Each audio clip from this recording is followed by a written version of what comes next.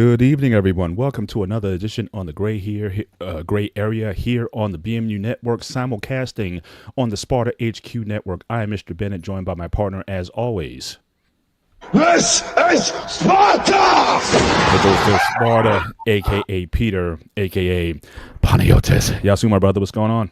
What's going on, my man? How are you tonight? I am doing well, grinding as always. It's just my weekends are just so busy. It's amazing. Just trying to grab 2 hours to yourself is becomes a challenge sometimes on weekends. But I'm trying to get some of it back. But feeling pretty good, and certainly looking forward to certainly this topic tonight. We're going here tonight, but we're going to keep this a very respectable conversation, and we're gonna we try to add some levity to it, but at the same time, Trita says this is one of the grayest of areas, and we're going to be talking about sex tonight. All right. So again, but we're not going to try not to get flagged tonight. We're not trying to, certainly embarrass the channel and try to keep this respectable. We might have some folks with some young children maybe listening in also. I don't know who our audience is, but we're going to keep it high level tonight.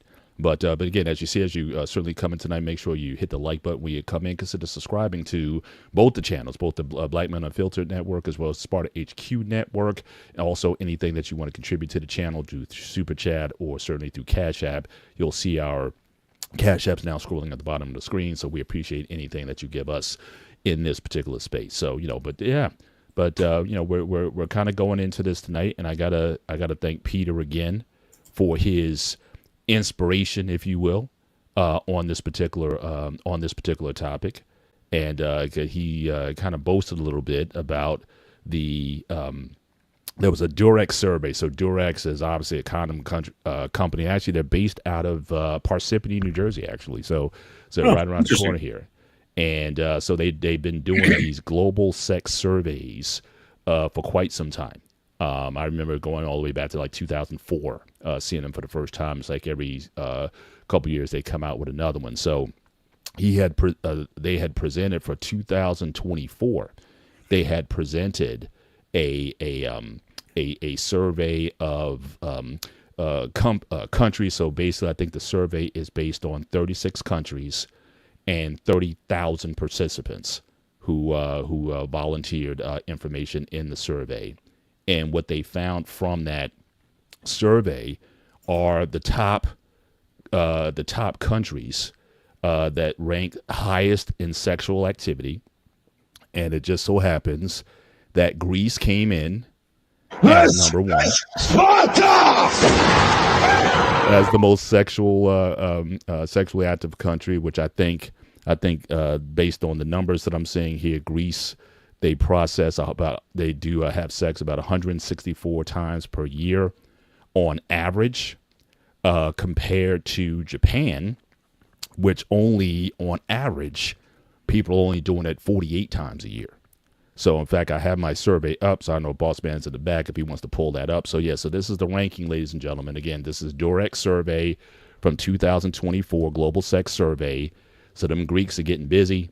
The Brazilians, certainly they have no problems, certainly in the bedroom. The Russians, and surprisingly the Chinese. Is weird that Japan is least likely on the list, but China is certainly up there, and they're actually trying to do more because again they for years they had that one child policy for quite some time, and now they're trying to, from what I understand, they're like trying to bring women into China to keep the populations going, because again that they have to understand that you need 2.1 kids per couple in order to keep things going.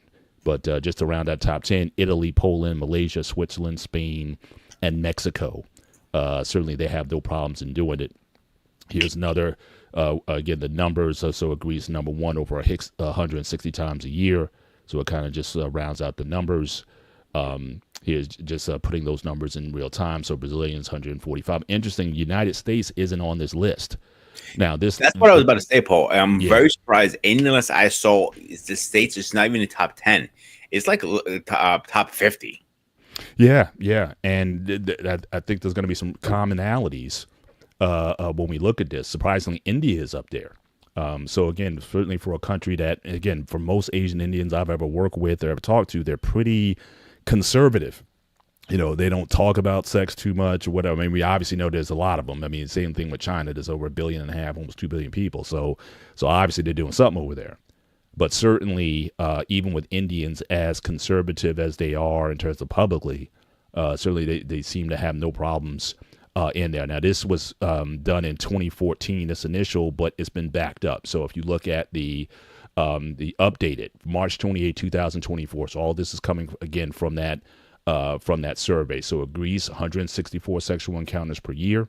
And again, with this, we're going to assume that, again, we're also talking about married people as well as single individuals who don't think we're just because obviously I work within a context of marriage for sex, but I certainly sex isn't an issue for me in terms of being able to talk about it. We've had shows certainly on the BMU network talk about sexual education, and I've certainly shared my views on sex certainly several times in the space. So I'm very comfortable with the topic, but certainly.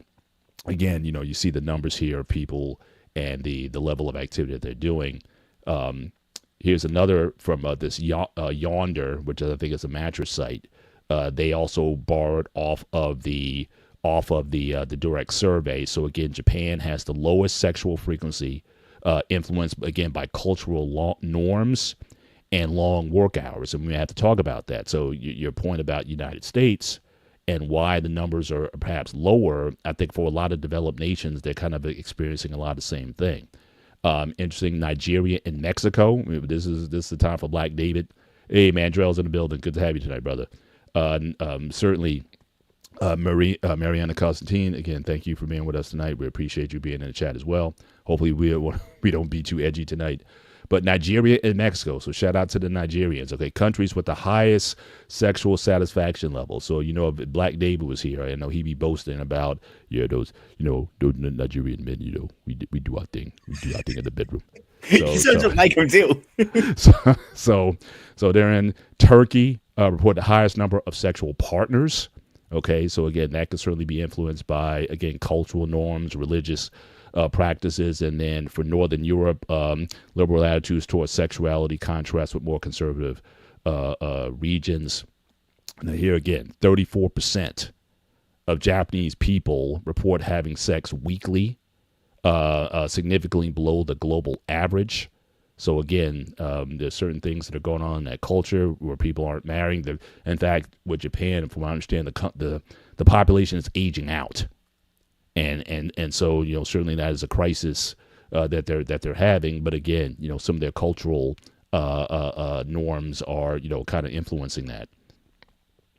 Again, more points from Yonder. So again, Nigeria tops when it comes to sexual satisfaction. According to the direct survey, Nigerians report some of the highest levels of excitement and satisfaction in their sex lives. This could be attributed to the combination of a cultural openness about sex and strong personal relationships. Despite the challenges faced in other areas, Nigeria seems to prioritize and enjoy their intimate moments. And so again, in the BMU space, shout out to Take Heed to the Message. Certainly she puts in a good word for the Nigerian men. And I'm sure a lot of those guys are chest thumping right now. So, it's like, yeah, we take care of our women. So again, they certainly lead there. Mexico, where respect and satisfaction. Mexico also ranks high on sexual satisfaction. One key factor contributed to this is the level of respect Mexicans feel during sex.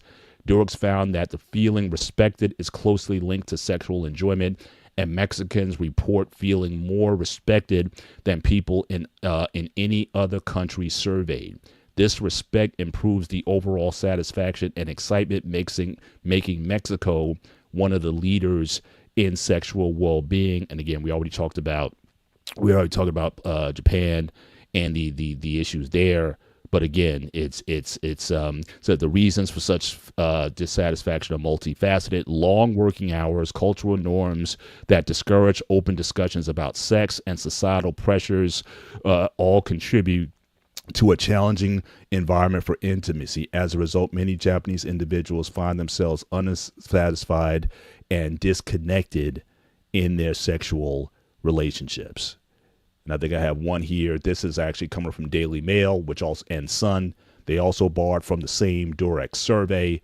So again, compared to others, Again, 56% of people in the UK who were physically satisfied with their with the sex they were having, according to the Sun. The figure in Britain is at the global average when it comes to physically satisfied sex, which means sadly half of us are being left wanting in the bedroom. So again, in Britain, it's certainly it's certainly a problem. Again, this article's again 36 countries surveyed in the direct survey, 30,000 individuals. Again, this was also published last year in August of 2024. So that seems to kind of set the, I guess, the initial conversation I want to have on this subject is what is going on in terms of the minds of certainly Greek people that allow for, obviously the end result is they're having the most sex out of any nation in the survey.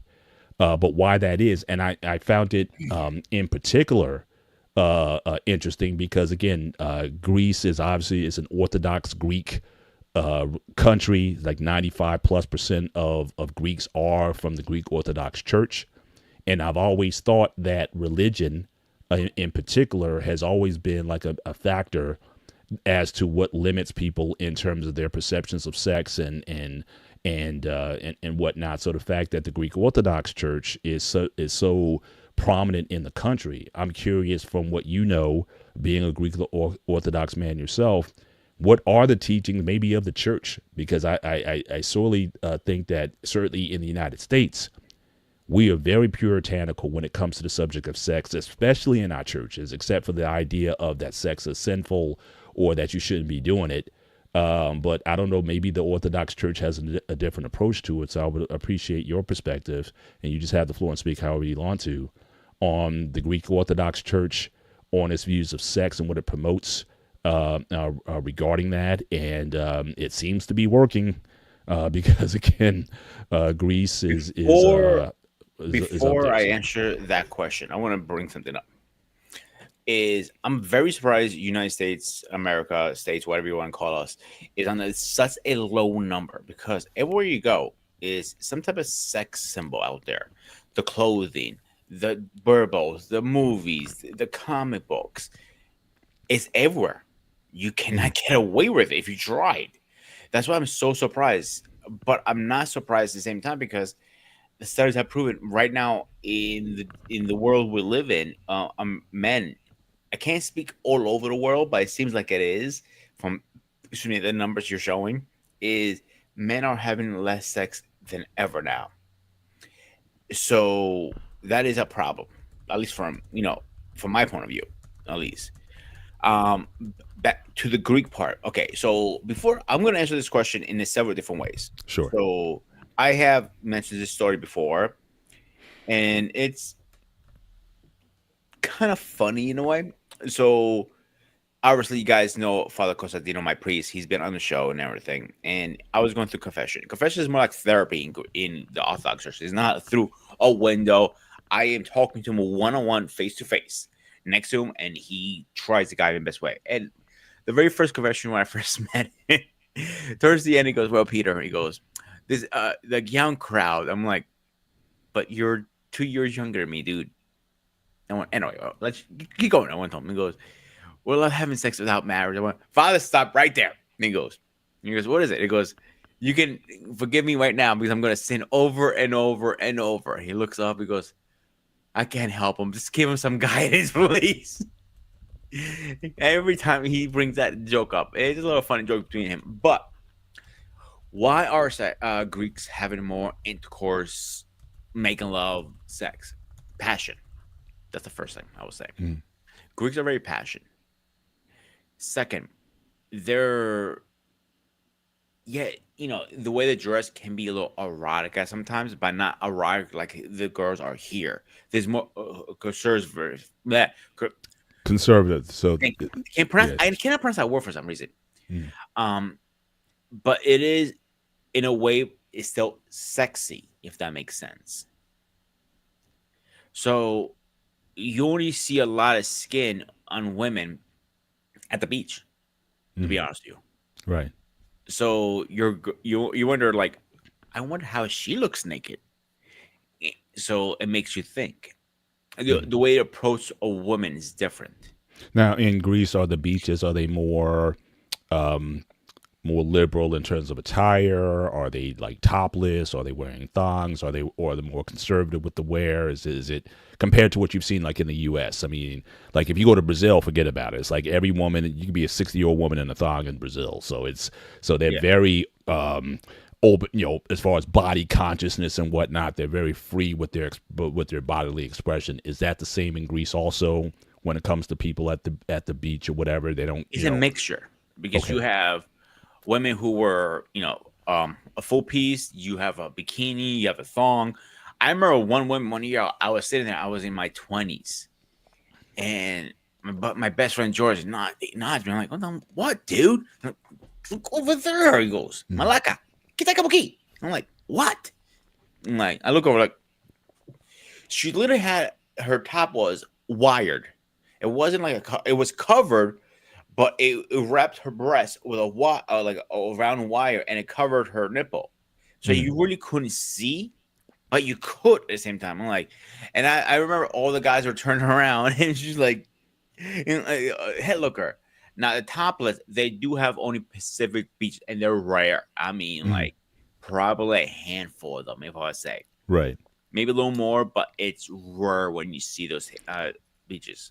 So typically Greeks are not necessarily exhibitionists No. in terms of just free. Because I know in Europe, for example, I've watched some content like from Germany, for example, like a lot of the beaches, even though they're not necessarily like private beaches like that. But again, it's not an unusual thing to see a woman topless at a beach or at a water site in Germany or Italy or something like that. It's not like no one just goes ooh ooh ooh. It's not No, actually, yeah. the comment just came in from Dr. Steele. He just hit it right on the nail. If you even watch Spartacus, it's very sexual, everything. Yeah, Even Dr. you Steele's look, actually talking about he's in the chat. He's talking about Spartacus, Blood and Sand, and Caligula. Yeah, I mean yeah, if that's one you of the see the classics old there. statues, they're literally naked, most of them. You know what I'm saying? Hmm. Like, so it was very common a woman or a man have his wife to have their sexual encounter and have somebody else on the side, like, oh, the husband's away at war. I have my sex slave. That's very common Hmm. back in the medieval times. Yeah, Mm, even Like, today. I mean, I'm how sorry. many soldier say even today how many soldier military stories you hear about today when the guys are off and then the wife is back home and certain things are going on. So it seems like even today that's a fairly common experience with married military men. Yeah, that was more of the higher class of ancient Greeks. And like Hmm. somebody who's like middle class or low class would not have that. That is more the kings, the generals, or like kahunas, and Hmm. like those guys. And, Hmm. like, but you also have to stand, and this is I'm going to hear a lot of pauses here coming in a minute. Is it wasn't such thing as bisexual or you're into men. I was open. And, like, it wasn't such thing like being the G word. I don't know if we can say Hmm. that line or not. Um, Right. or or you're into whatever. If you were in the moment and the guy was walking by, you didn't care. You're going for it. Back in ancient Greek, and I get crap for that all the time. Oh, like you go Greek style, and I'm like, no, I'm not going Greek style. Screw you. Right. But that was very common back in ancient times. But now it's in Greece is very they're I don't want to say anti LGBTQ, but they are in a way. It's not Hmm. common, Hmm. but it is very common to see. Even the dancing and like the Greek dancing is the Greek dancing where a girl dances is like a Greek version of belly dance. It's Hmm. very erotic. Hmm. There's a lot of things that you don't realize is erotic, so you cannot help it and just get turned on. Right. Right. So But speak more to, like I said, from the Orthodox Church. Do they talk openly about sex? Is it something that you may hear covered, if not at church on Sunday, or in writings, or is this like, like what is I'm curious about their position, because again, I'm sure a lot of people are like you who, again, Father Costantino may tell you, hey, you shouldn't be doing that, you're going to do your own thing or whatever. And again, I think there's a lot of, from what you're just describing, a lot of ancient Greek cultural influences that may limit that. But again, is at least the Orthodox Church, are they, I want to use certain accepting, but again, is their approach to it relatively healthy? Have you ever been to church where they've actually talked about the subject in a way that was affirming and not so much don't do it? If you're not married, don't do it. That seems to be, for the most part, that seems to be the only discussion, like Actually, I said, in this country that we have. Yeah. I remember Father Costantino, for a great example. He only brought up any kind of sexual anything once. It was a saint that she was a whore, pretty much. She went and slept around with men and for money. Mhm. And then she got turned around by God, back in the times. Right. Saint Mary, actually, her name was. And, he didn't say the word whore. Obviously, he can't use that word. He used porny. And that's a form of saying whore in Greek. Mhm. And I have never heard any priest actually openly talk about that, to be honest. Right. I Yeah. know the church's views on it is wait to marriage, no matter what. Mhm. You can wait, but, and I kind of like want to sit back and think like, how many men actually do wait? Actually, Mary, there you go, right there. He just put it in there. The bottom. Yep, thank you. Oh yeah. Yeah. Mhm. Yeah, they sit back and act like they haven't thought about it before they got marriage. They're human too. Priests are human beings like us. They're not ancient. They're not, angels. They're not saints. They're human beings. They're men in the day. As a man, you're going to get turned on. There's nothing wrong with that. Right. And you also, I think you have to also introduce, even for the Orthodox men, I mean, you're allowed to marry. Yeah. Whereas compared to like the Catholic Church, they don't allow their priests to marry. So I didn't know that. sexual relations is definitely going to be, a normative part of even a priest. He is going to have his family. He's going to have his normative relations. Whereas, Catholic, at least, classic Roman Catholicism, certainly they've always sort of been limiting. I mean, obviously priests can't be married. And for a lot of people, like the old school used to be like, look, sex is primarily for procreation. So again, as far as it to be enjoyed, it's not necessarily presented certainly in those terms. So certainly that's why I kept drilling on the church. I'm just curious as to were the Orthodox doing something that other folks aren't, and is that having an impact on the practices of people?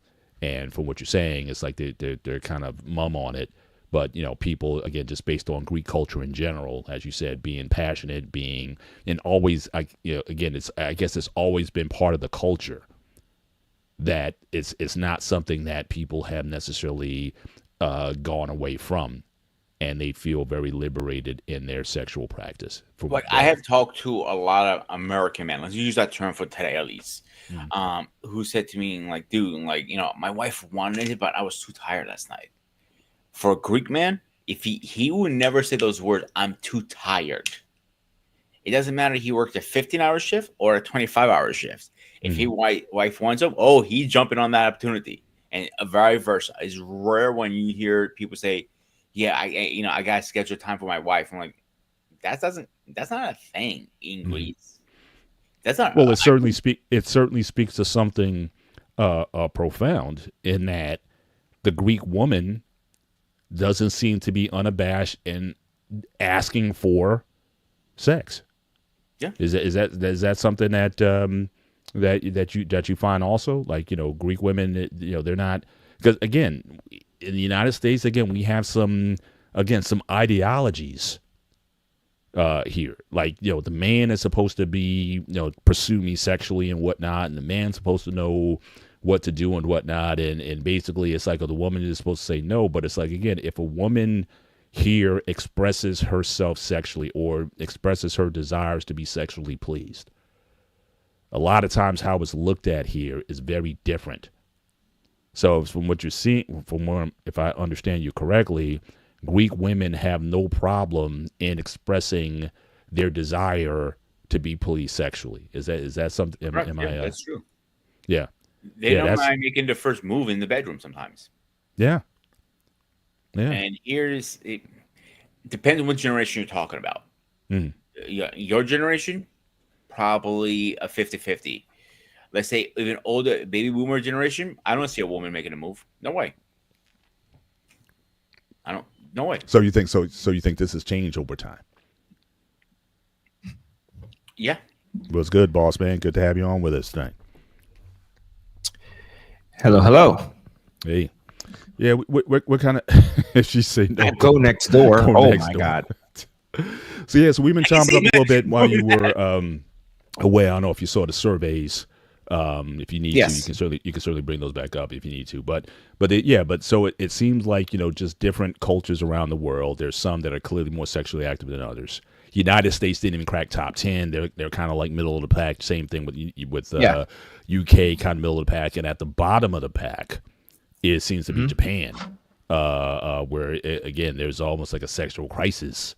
Certainly in Japan when it comes to the practice of sex. So I was just trying to just trying to get an idea of maybe from your perspective. Then why do you think that is in terms of these different cultures that? And again, I would think India is as different from Greece as any other nation you can poll. Most Indians work in the IT field, so most Asian Indians, when it comes to the topic of sex, are very conservative. They don't necessarily put their stuff out there, but there's like 1.5 billion of them, so stuff is going on, and they also rank pretty high in the list in terms of sexual activity.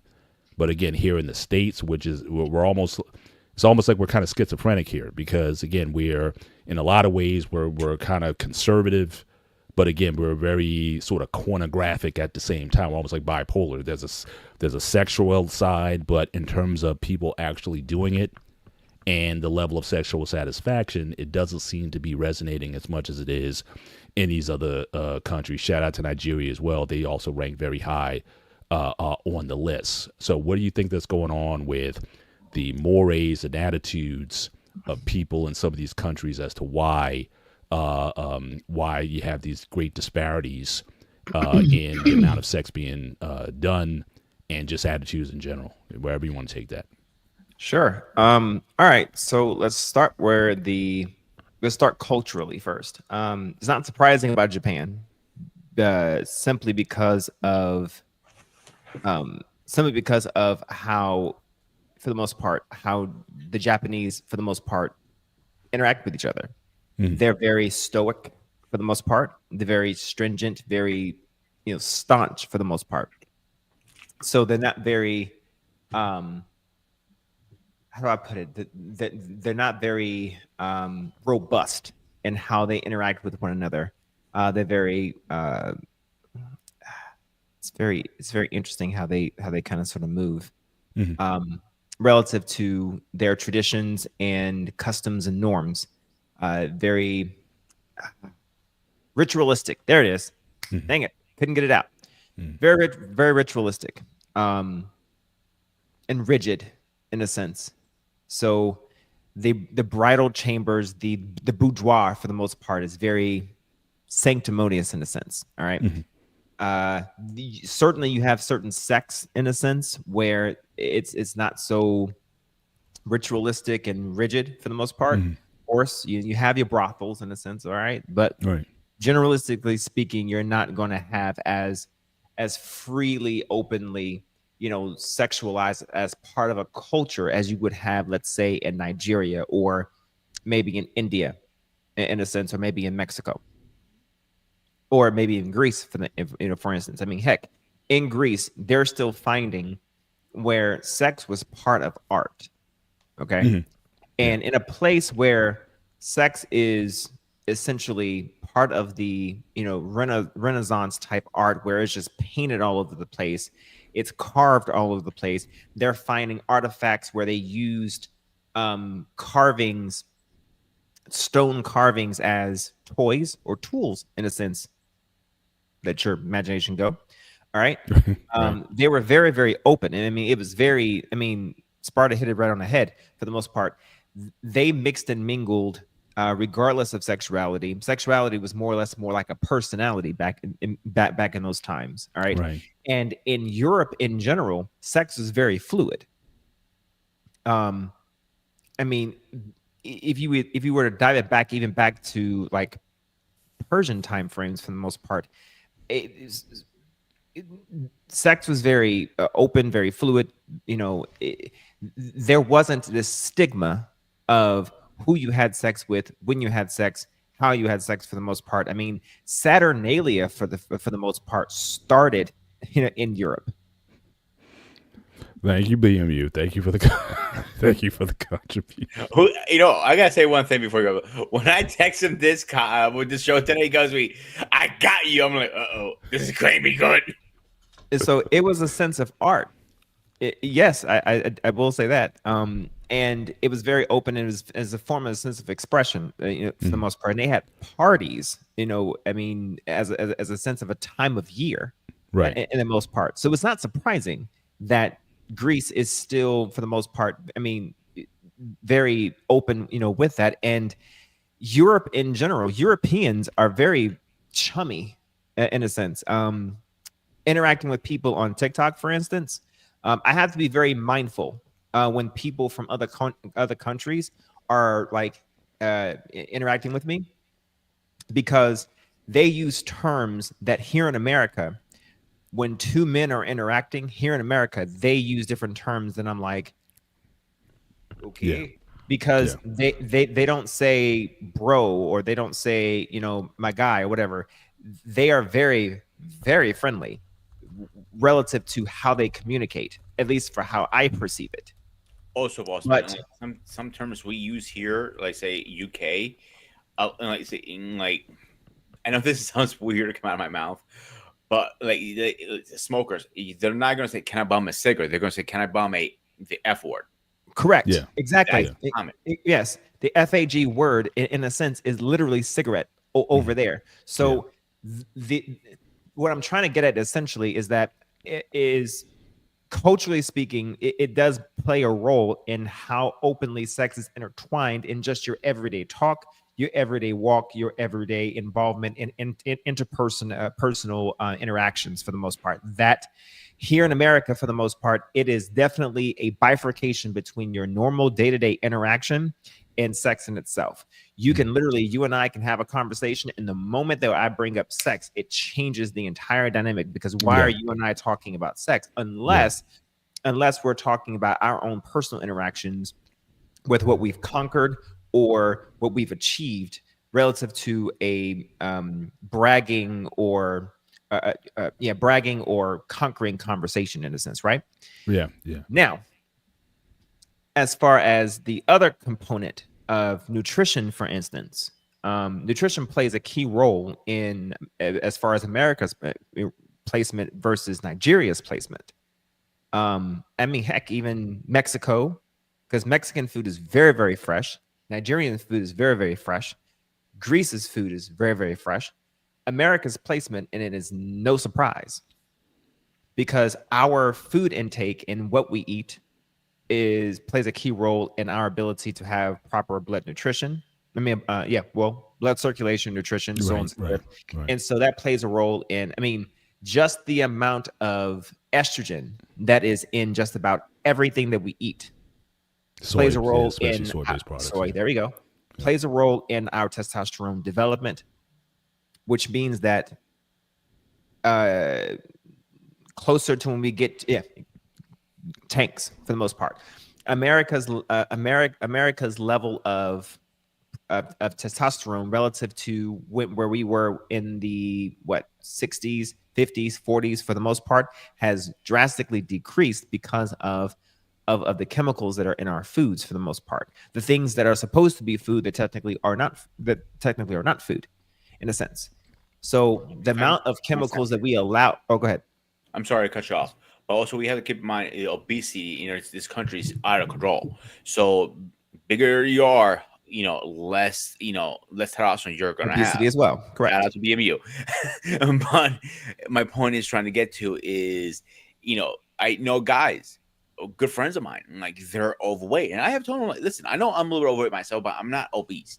And I tell them, hit the gym, and like they have told me, like, Pete, I can't get her up. I'm like, A, weird conversation to have with a guy, and B, I go to them like, go see a doctor, and they finally go suck it up and go see a doctor, and they find out their T levels are so low. That's why they cannot, stay awake sometimes. They're always tired. Doesn't matter how much rest. I go, it's the food. I blame the food in this country. Well, some of the T levels could actually begin to start actually from birth, because if the level of testosterone that you are able to actually get from your mother is not technically where it needs to be from development, because of what is ingested, just because of being an everyday American, because of what's available here as everyday food for the most part. What happens is the testicular drop, in a sense, or testicular absorption for the most part from testosterone absorption from your mother for the most part, that plays a role in overall development. So you could be doomed from the very, very beginning, in a sense, if you are breastfeeding versus Similac. For sure. Go ahead. No, I was going to bring that up because you talk about nutrition from the mother, but Correct. Again, certainly Similac really didn't become a thing for my recall in like the 80s. I think up through the 70s, I think breastfeeding or whole milk. I mean, I remember you used to have the milkman who used to come to your house and drop off the milk for you every week, and that's what a lot of times what you would feed to your kids. And then they started Similac for convenience or whatever, started being pumped out, I believe, like in the 80s and certainly in the 90s. So certainly, I think that that may have played a role again, because those were soy-based products initially, and we didn't know that much about. So soy was like one of those quote-unquote superfoods that was going to like revolutionize everything. But I think the country in general, now again, I'm a bit of a carnivore type of guy. So again, I know the country has moved more towards plant-based diets.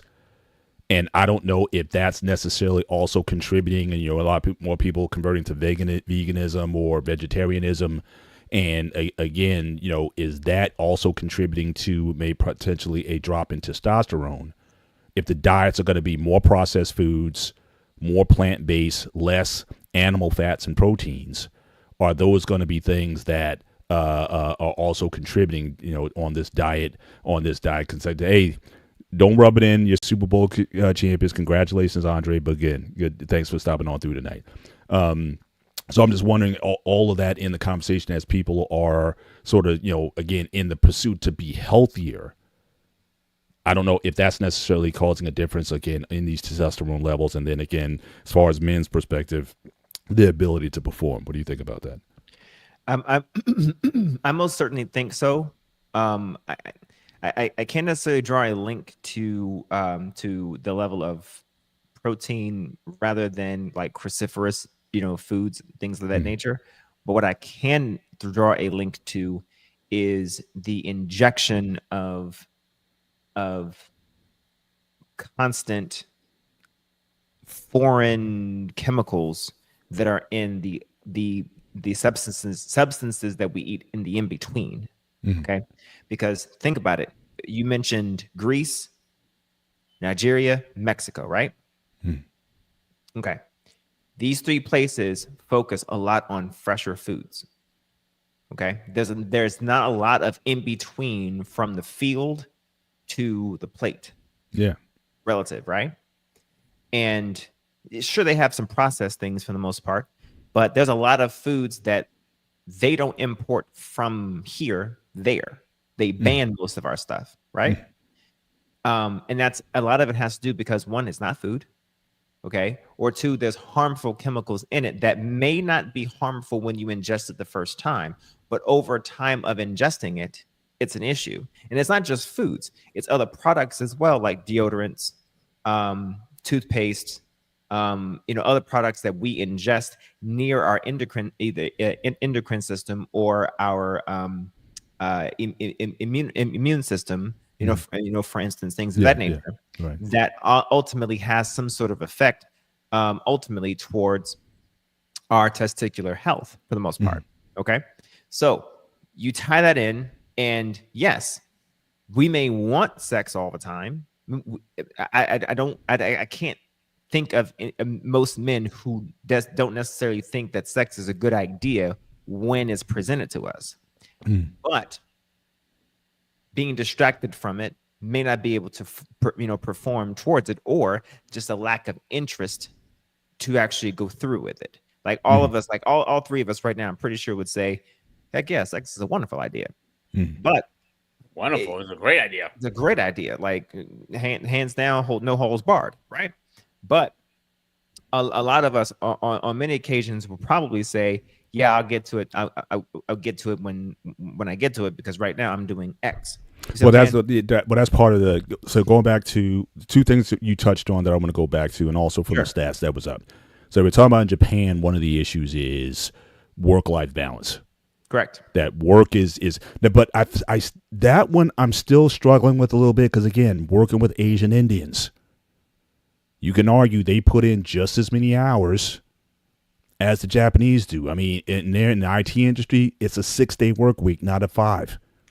And it's a 10, 12 plus hour work day, not a standard 8 hour that we have here. So that one I'm still kind of working with. But nevertheless, though, the idea of, again, societal pressure to perform, either in your job, in the stress of the society. I was going to get to that next. That is really hampering people's to even pay attention to their relationship overall. Yeah. So not honey, I can't come home, I'm going to be working late tonight or whatever. I can't, and just what that does to relationships when you have so much stress, or that you have to focus so much, even when you leave the office. And that's one thing, certainly once we once we started doing this telecommuting thing and working from home and whatnot, for a lot of us, it's like, yeah, it's great, I don't have to go in.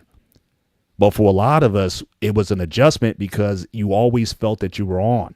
Like back in the day, it was like you left the office and you left it for the day. I'll tackle it tomorrow. But the laptop became kind of attached to us, and you could be called upon anywhere in the world. You're working in the global. I've done meetings at midnight with colleagues in India.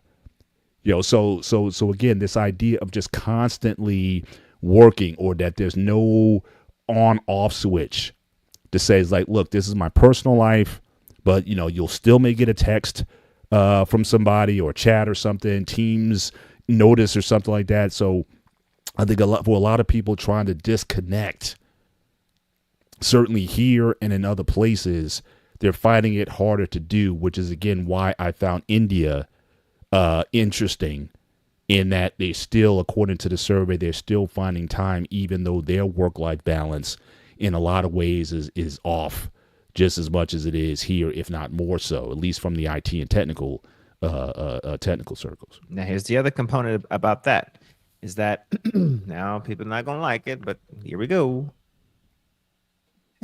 Is that yes, they have still that work-life balance component, but here's the other thing, is that because they have so many people there, and because they're so nuclear family oriented, that person who's working, their money can go further because of the economic reduced stress, in a sense, right? But then you also have the primary aspect of the nuclear family still intact. So you have that woman or women in the family still functioning in the home. Right. Which then, in my experience, I've seen them do both. They're able to play both roles better. There we go. Again, most of my colleagues that I work with, their wives work. I only know maybe a quarter of them where the wives basically stay home and just raise the children. Right. But a lot of their women are in IT as well. But at their home life, is still very much traditional. So they're able to separate the home versus the office. And that's the point, is that Yeah. because both of them are working, it doesn't mean that because of that they're both working, it doesn't mean that I'm coming home and that now there is this butting heads of Yeah.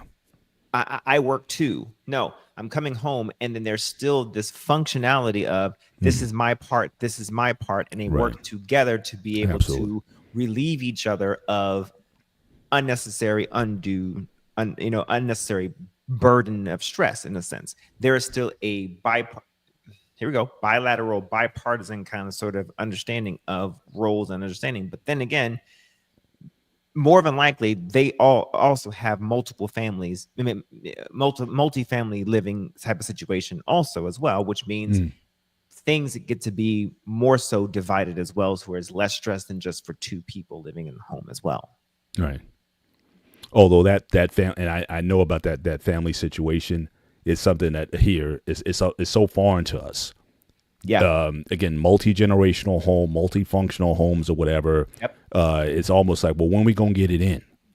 Or you're gonna be in a household like Peter always talking about. It's like, yeah, you're gonna be hearing some sounds in the room next door, or some pounding or something like that. But it's accepted because that's what you do here. Again, we like to do our dirty here, but we don't want people hearing us and kind of what we're doing. So it's like, I got to get my own stuff. I got to be I'll give you a great example on that. You might be walking down the street and the doors might be open on a third floor of a apartment complex. You're hearing moaning coming in, you're like, and these normal walking, you mind your business, and you don't give a shit. You know what I'm saying? It's like, but one thing I do want to touch base on with you, boss man, what you said about the food. For about two things I want to touch base. A lot of new mothers have been coming up to me who know I'm a chef and keep hitting. A friend of mine, he hit me up like, Pete, I don't really want to give him formula. What's the second option? You're a chef, you might know. So I'm like, yeah, make it yourself. Very simple. Yeah, make it yourself. Yeah. Yeah, and I give him recipes, and I know how to spice it up and all that stuff. How to make pure baby food is puree. If you like it here or not, it's you're going to eat it as a baby. You're going to eat it when you're almost dead. Simple as that.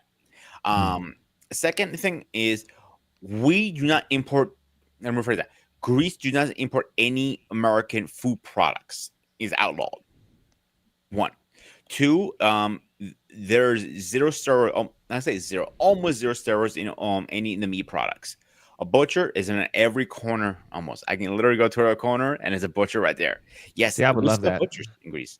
Here, butchering is literally hard to find. In fact, a lot of the main supermarkets have basically gotten rid of the butcher departments in the supermarkets. Bingo. It's like all the meats are basically brought in from a facility in the morning, vacuum sealed and packaged.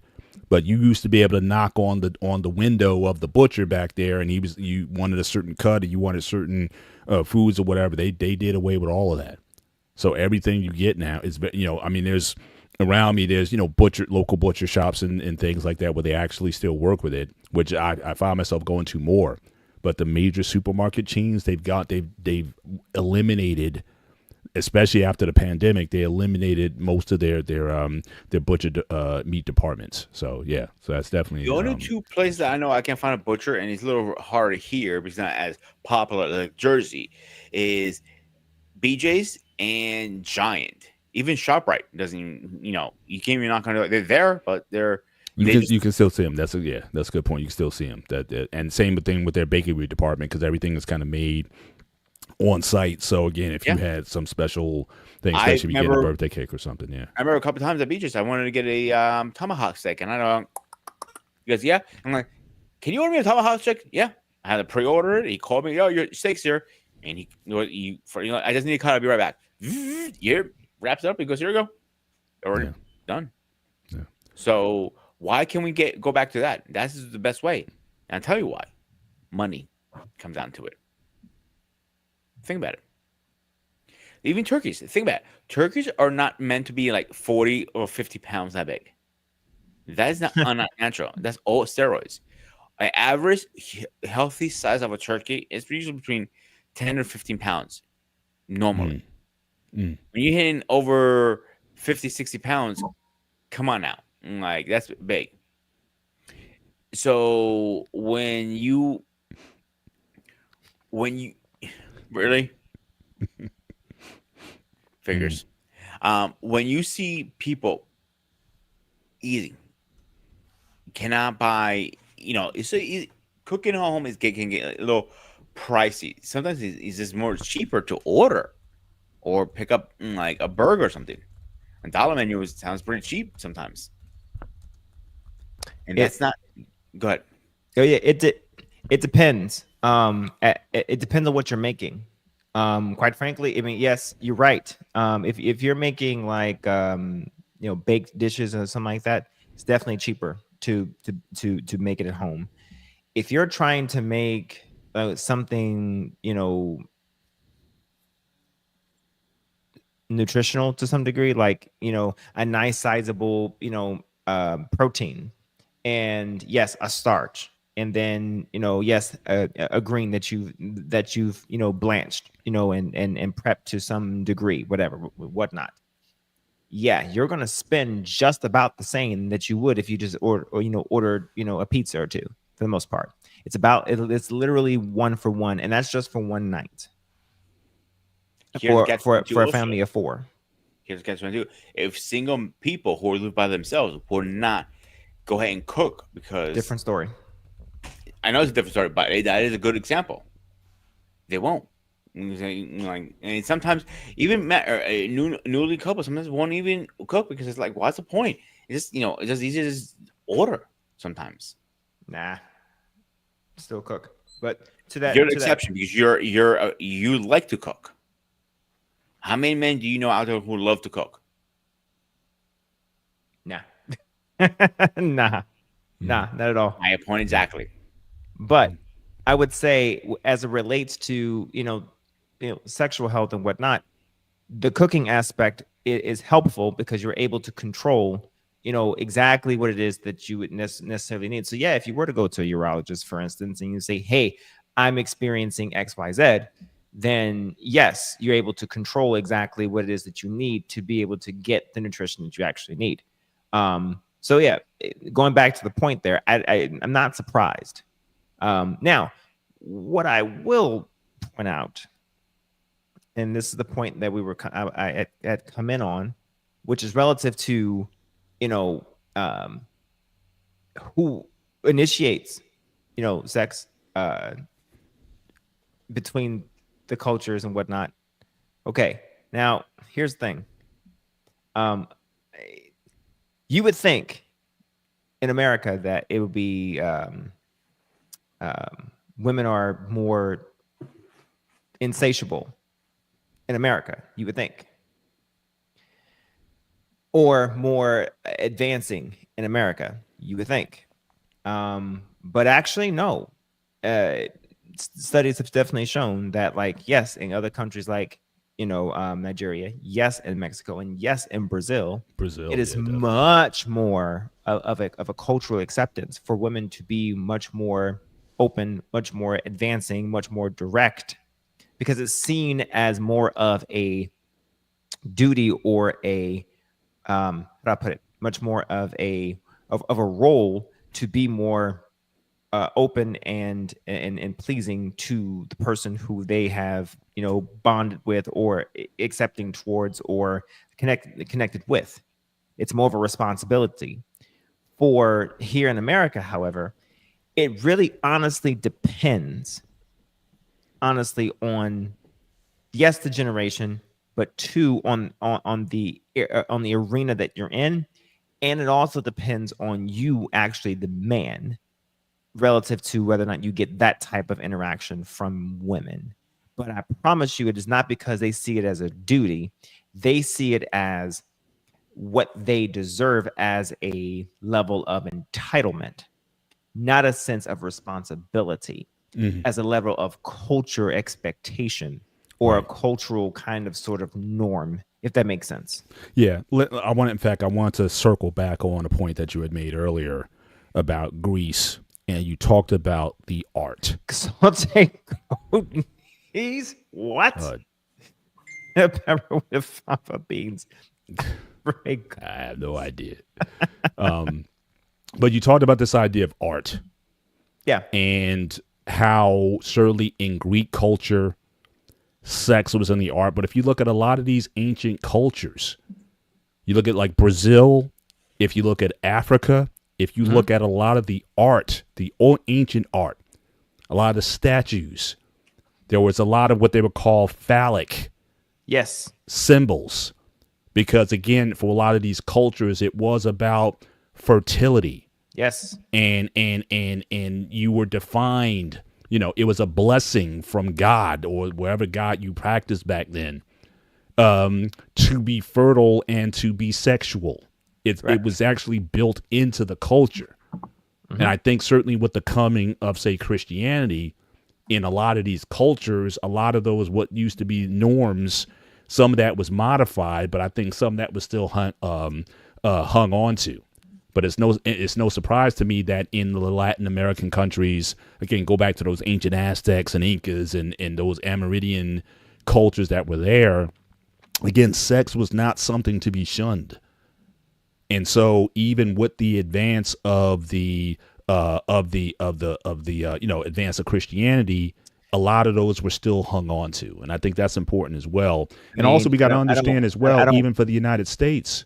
I mean, I'm not going to blow it up, but you can see and just type in phallic art in Brazil. I mean, that's pretty bold right there. Just I was actually looking at the same thing, and I was going to type in the back if we're going to show it.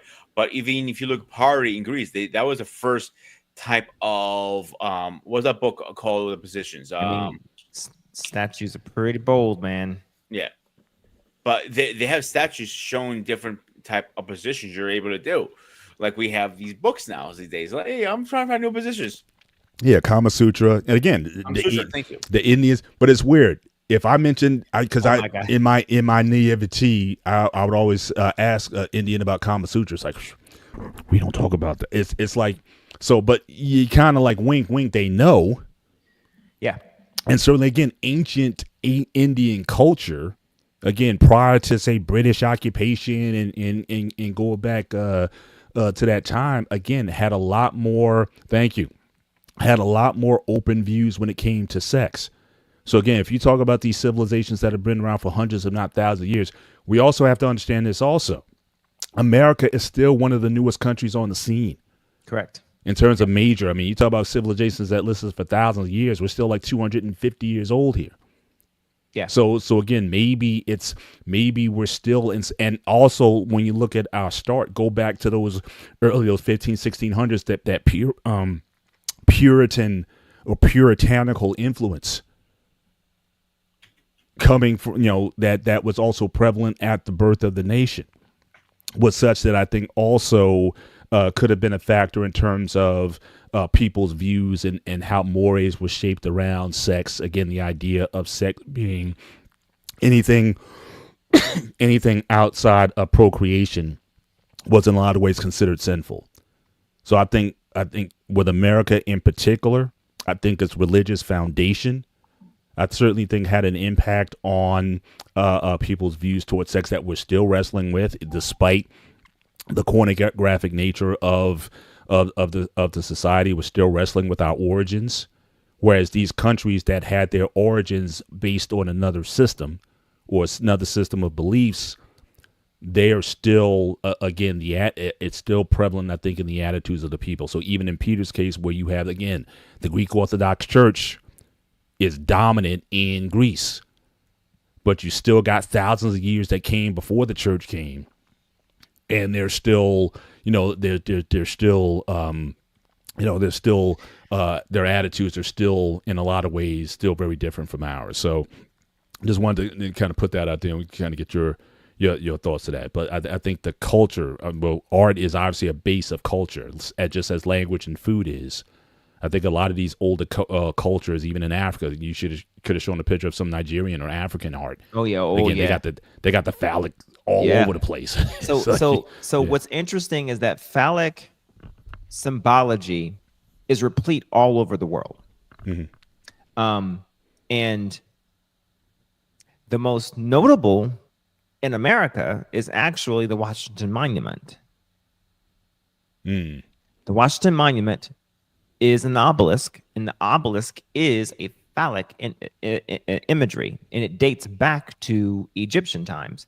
where it represents Osiris's penis. Okay, if we really want to get technical, you're not going to see that. You go to the obelisk, to the monument now. You're not going to see that in the description. Okay, object. and within and so let's give a little bit of history really quick.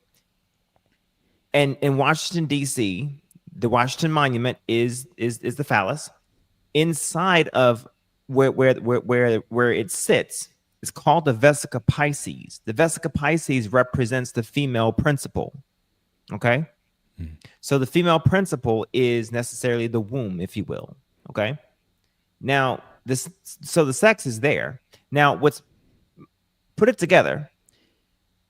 DC sits in between Virginia and Maryland. Virgin Mary. Okay. And the phallus is going between the Vesica Pisces, which represents the female vagina. And a new nation is birthed from. So you get the symbology there. Okay, so all right, great. And his penis is sitting right up between the House of the Senate, all three principles of representing the Trinity, which is the law, legislation, and the enforcement. Okay, you got it. All right, so I just put that together between separations of church and state, and you got that together. Okay, good. Now that you got that together, that dates all the way back, I mean, thousands of years, even in the Egyptian time frame where you had those obelisks there. But the most recent version of that you can tell is where you see St. Peter's Basilica, okay, where you have the obelisk there as well. But it's also in Kemet, okay? There are also obelisks literally riddled all over the world, even in Brazil too, okay? And they used to worship,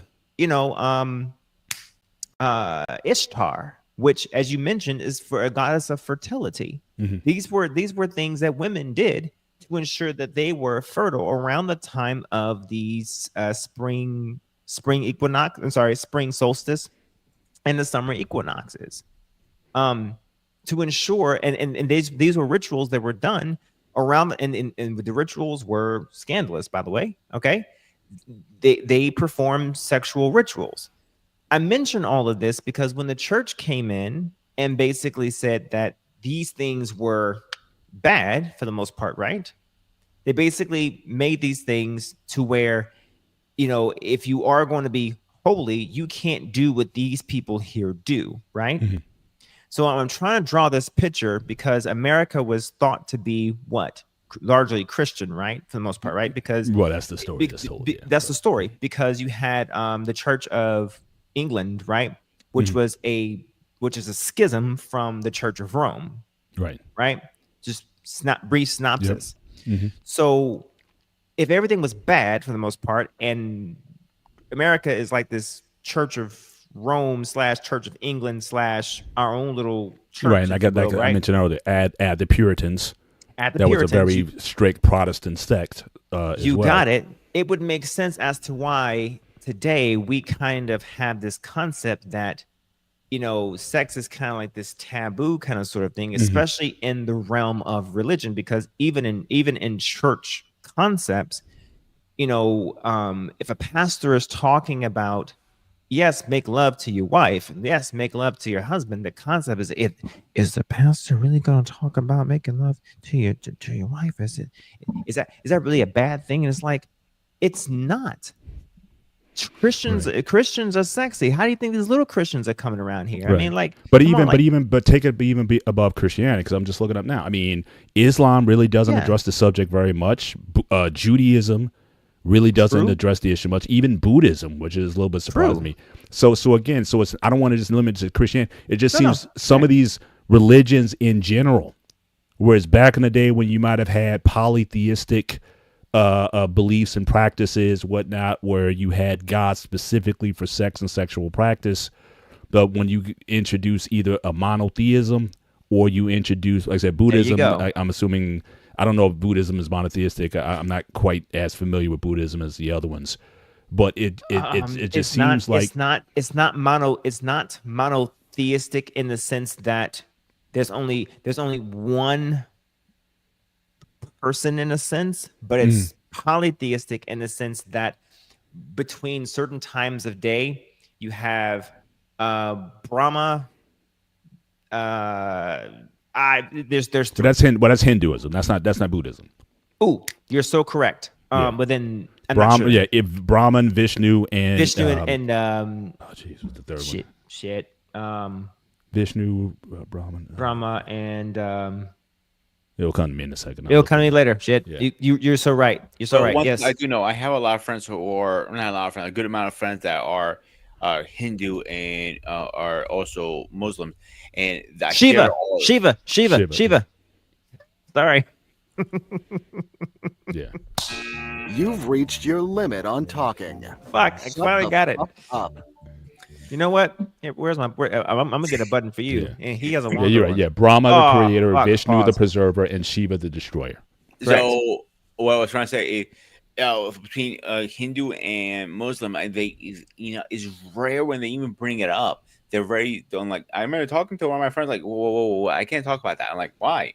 And he's like, he goes like, it's sacrilege. I'm like, no, it's not. And like, you see a cute girl with a nice ass, you look at that shit.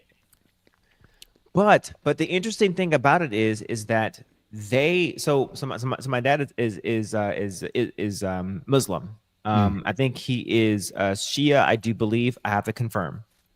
But he is very open about his past proclivities, as of course before his conversion.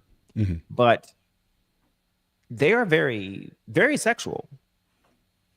They're just sexual within their within their circle, Which is fine. Yeah. I like I said, I would certainly feel the same way. But I'm saying, but even within the circles, okay, you will not hear sex talked about. Even within the circle, within the confines of marriage, like I said, either in Judaism or certainly Christianity. Now, Islam, again, I know there's a lot of different branches of Islam. Again, I don't know how they tackle it, but even when it comes to sexual practices, right? Okay. Like, and we didn't necessarily get into, like, for example, like oral sex, for example. Let me just throw that out there. Okay. Not promoted. Like, if you ask, like, people in these, like, what is your view on that? Even though it's globally practiced, if you ask them about it, now, again, you can't go to the Bible and say that you can't do it.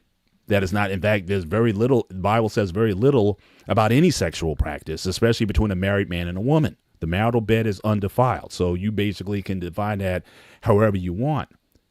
But still, we have these stigmas that there's certain sexual practices. It's like, unless you're doing missionary all the time, anything else, any other positions, from the rear, I won't use the crude term of it, but any practices that you do, there's still these stigmas that, again, coming out of these three major, or really, if you had Buddhism as a fourth, that a lot of the stuff is a no-go. Whereas, like I said, in India, even with those gods that they have, again, you got the Kama Sutra and you got things where, they got hundreds of different things, that positions that people are free to tack on. But it just seems like it still influences how we view sex or the type of sex that people are engaging in. And I remember growing up, for the sisters especially, if you wanted oral sex, you had to go to a white woman. Because the sister back in the 70s and in the 80s, look, there's always outliers, but I'm just saying that wasn't a thing. If you wanted certain kinky sex acts, you went to white women primarily to get that. But sister, nah, she wasn't. Nah. Now again, that I'm sure some of that has changed over time. But again, we've been shaped a lot by, again, our religious background to such an impact that again, it affects how we move. And it's interesting because even in the Bible itself, just focusing in, you got the Song of Solomon, That is a very erotic, sexual book. It is. And I have never heard a sermon in my life Spoken about that. where it's in the Bible, right? But we can't have it. We can't, even in a marital situation, like you went to like a marriage couples ministry or something like that. They're not even pulling it out then. And I've been to several.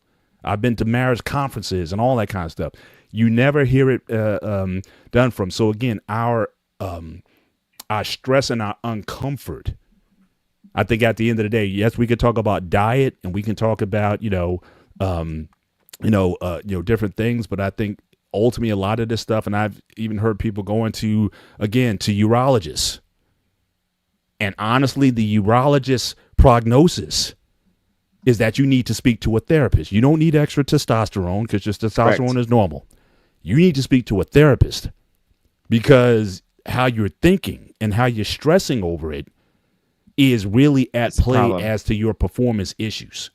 But you're just out, they always define this normal range, which is pretty broad. It's like 200 is like on the low side, but like 1,000 is like the high, but that's still normal. I would think the range needs to be a little bit more narrow than that. But for a lot of these guys, that look, go speak to a therapist and talk through your issues. You might be having some trauma or something like that that's stopping you from doing whatever. But I think what's been put into us is ultimately leading to, again, why there's such pressure and there's stress, which ultimately leads to unsatisfaction, and why even in marriages, why people aren't doing it to the degrees that they do. Also, the pressures of body image, because the one thing about especially Brazil, again, bring up any beach video on Brazil.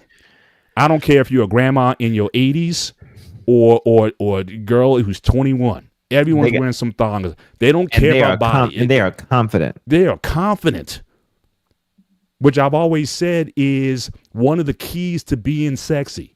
Yes, looks are certainly one thing. We're visual as men, but I've seen quite a number of women who get by because they're still confident about their bodies. They're still confident about themselves, and that gets them oftentimes more home than anything else. So we got a body image issue that's shaped by the society. And again, a lot of that has to do with American marketing.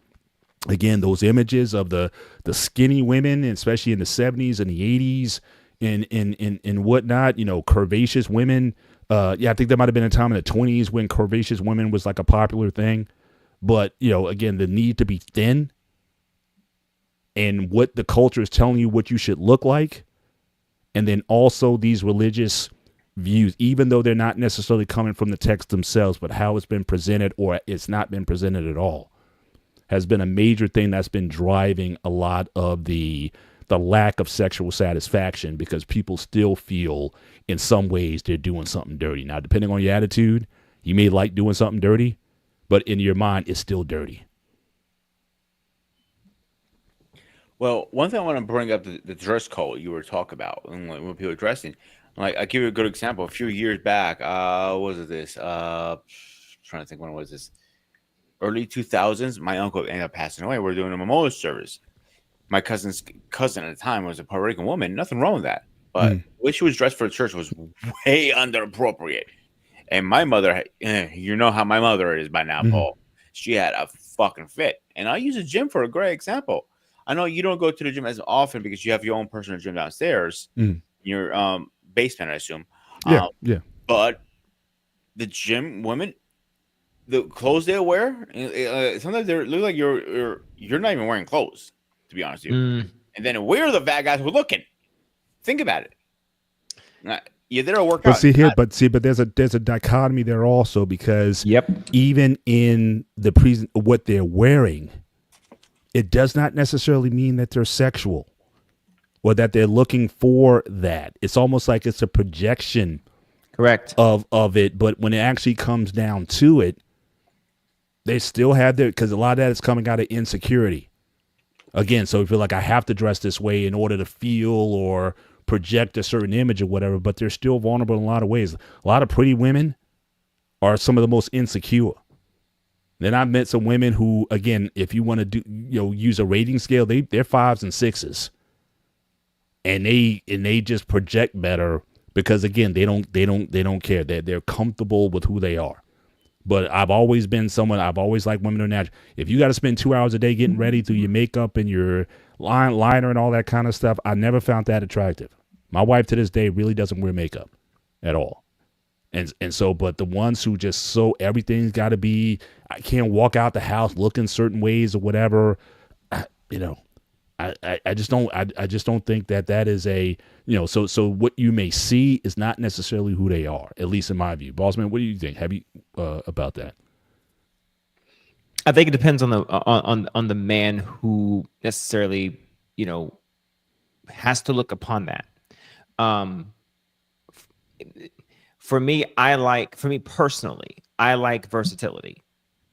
I like the idea of someone, yes, wearing makeup, because I do like the ability to, I like how that looks. I like the aesthetics, but I also like the ability to not wear it and still like what I see without it. Okay. I like the versatility of it. Something about the entire updo that does something for me. And then also taking it off. Do I still like what is presented to me? Now, do you take it to the extreme of, because like some do it almost like, it's like almost like night and day. Like I've heard, like makeup is supposed to enhance what you naturally are. I do not but some like it just goes way over. No. I do not like night and days. Do not like night and day stuff. Like for instance, my wife does not look like night and day. Not at all. Okay. Looks very similar. All right. Now there are some things that she does, like for instance, there are things like, for instance, like eye wingtips, for instance, or maybe the eyebrow is more longer than what is normal, for instance. You can kind of tell that. But as far as, wiping it off and putting it on, for the most part, you can still tell it's my wife. There are some people, for instance, like you can literally tell, like when they take it off completely, like those transitions, for instance. Oh my God, you can tell that is not that person. Yeah, that is sorcery. Yeah. We don't do that. Yeah, and it's scary because again, back you go out to a club or whatever, and you see, she's looking kind of good. We gonna go swimming. And if you did go all the way, you took her home with you that night. You wake up the next day, and it's like, who's this?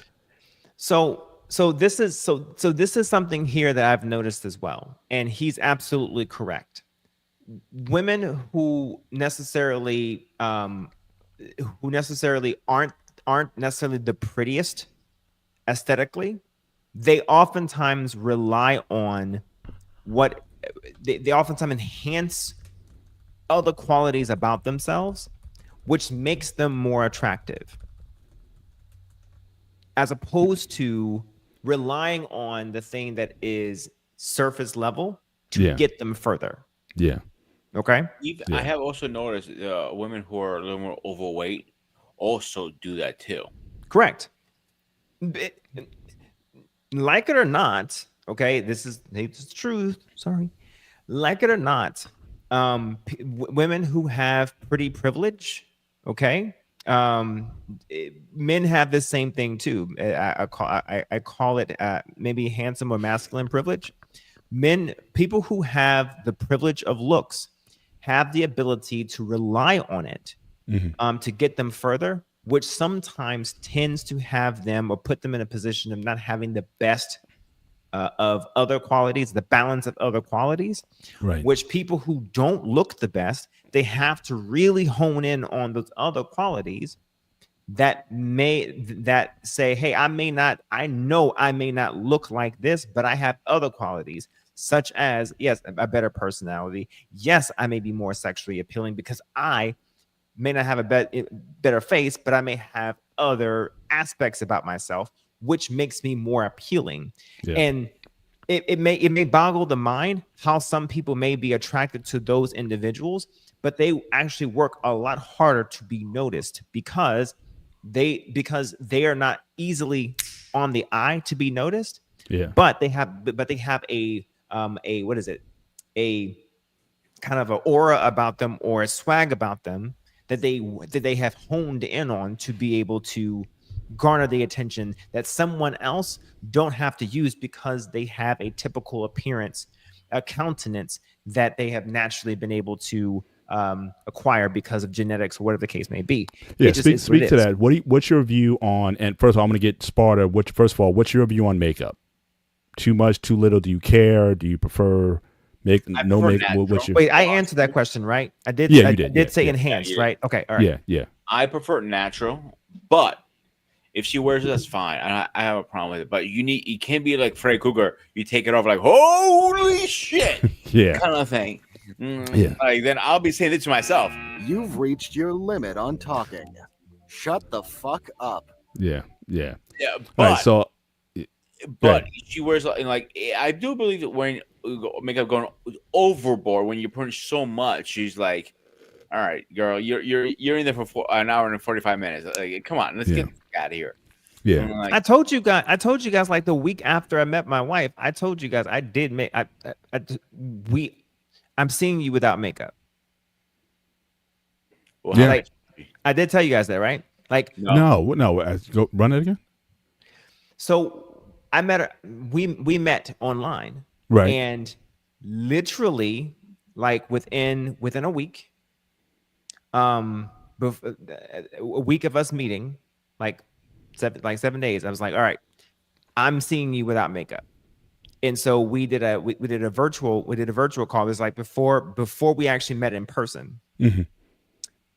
We did like a video call or whatnot, and it was literally a virtual, like a FaceTime type call thing, whatever. I think it was through Skype or something. Yeah. And it was literally the bonnet call. And so I started with Honestly, no makeup, call me no crazy. makeup, nothing, Yeah. bonnet, whatever. I was like, all right, cool. Call me crazy, but I might have been the only back in the day. I used to think that was the sexiest thing. A Saturday morning in the neighborhood. You had a sister. Her hair was in them big fat rollers. Yeah. So she'd have that with the head on. She's going to the laundromat. She's wearing a tank top and those Daisy Duke short shorts and some flip flops. No makeup on. I thought that was the sexiest look ever. It's like I want to see you. How you look in the morning is how I want to see you. And if you could look fly then, you could look fly anywhere. But I was never impressed with the one who had all the makeup and the glitz. And the other thing, the fragrances. And I want to kind of circle back to what you were saying earlier about, again, that attraction. How much of that do you think is hormonal? Because we talk about pheromones, right? Okay. So, and certainly there's fragrances that are supposed to enhance the pheromones that you're already getting off. But I mean, it's like there was a period where women would just, and men for that matter also, they would just bathe in themselves in fragrance. Where it's like you had the trail, right? It's like you left them and that scent just stayed with you for another, for another few meters or whatever before they, went out the way. So yeah, the confident energy and presence that draws you that normally overpowers the physical response during interactions. Yeah, but I'm just wondering how much of that is pheromone. Do you think that that's a real thing, that some people have higher levels that just even you may not look the best that they still get? Because there's women to this day who I just found sexy and I was like, I don't know why. okay. Hey, before you go, Bossman, one thing I was going to say what you said, Paul, about the role.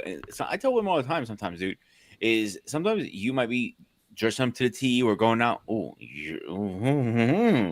Or sometimes you might be just wearing a pair of sweatpants and just being bumming around the house like, let's go talk in the other room for a few minutes for like 2-3 hours.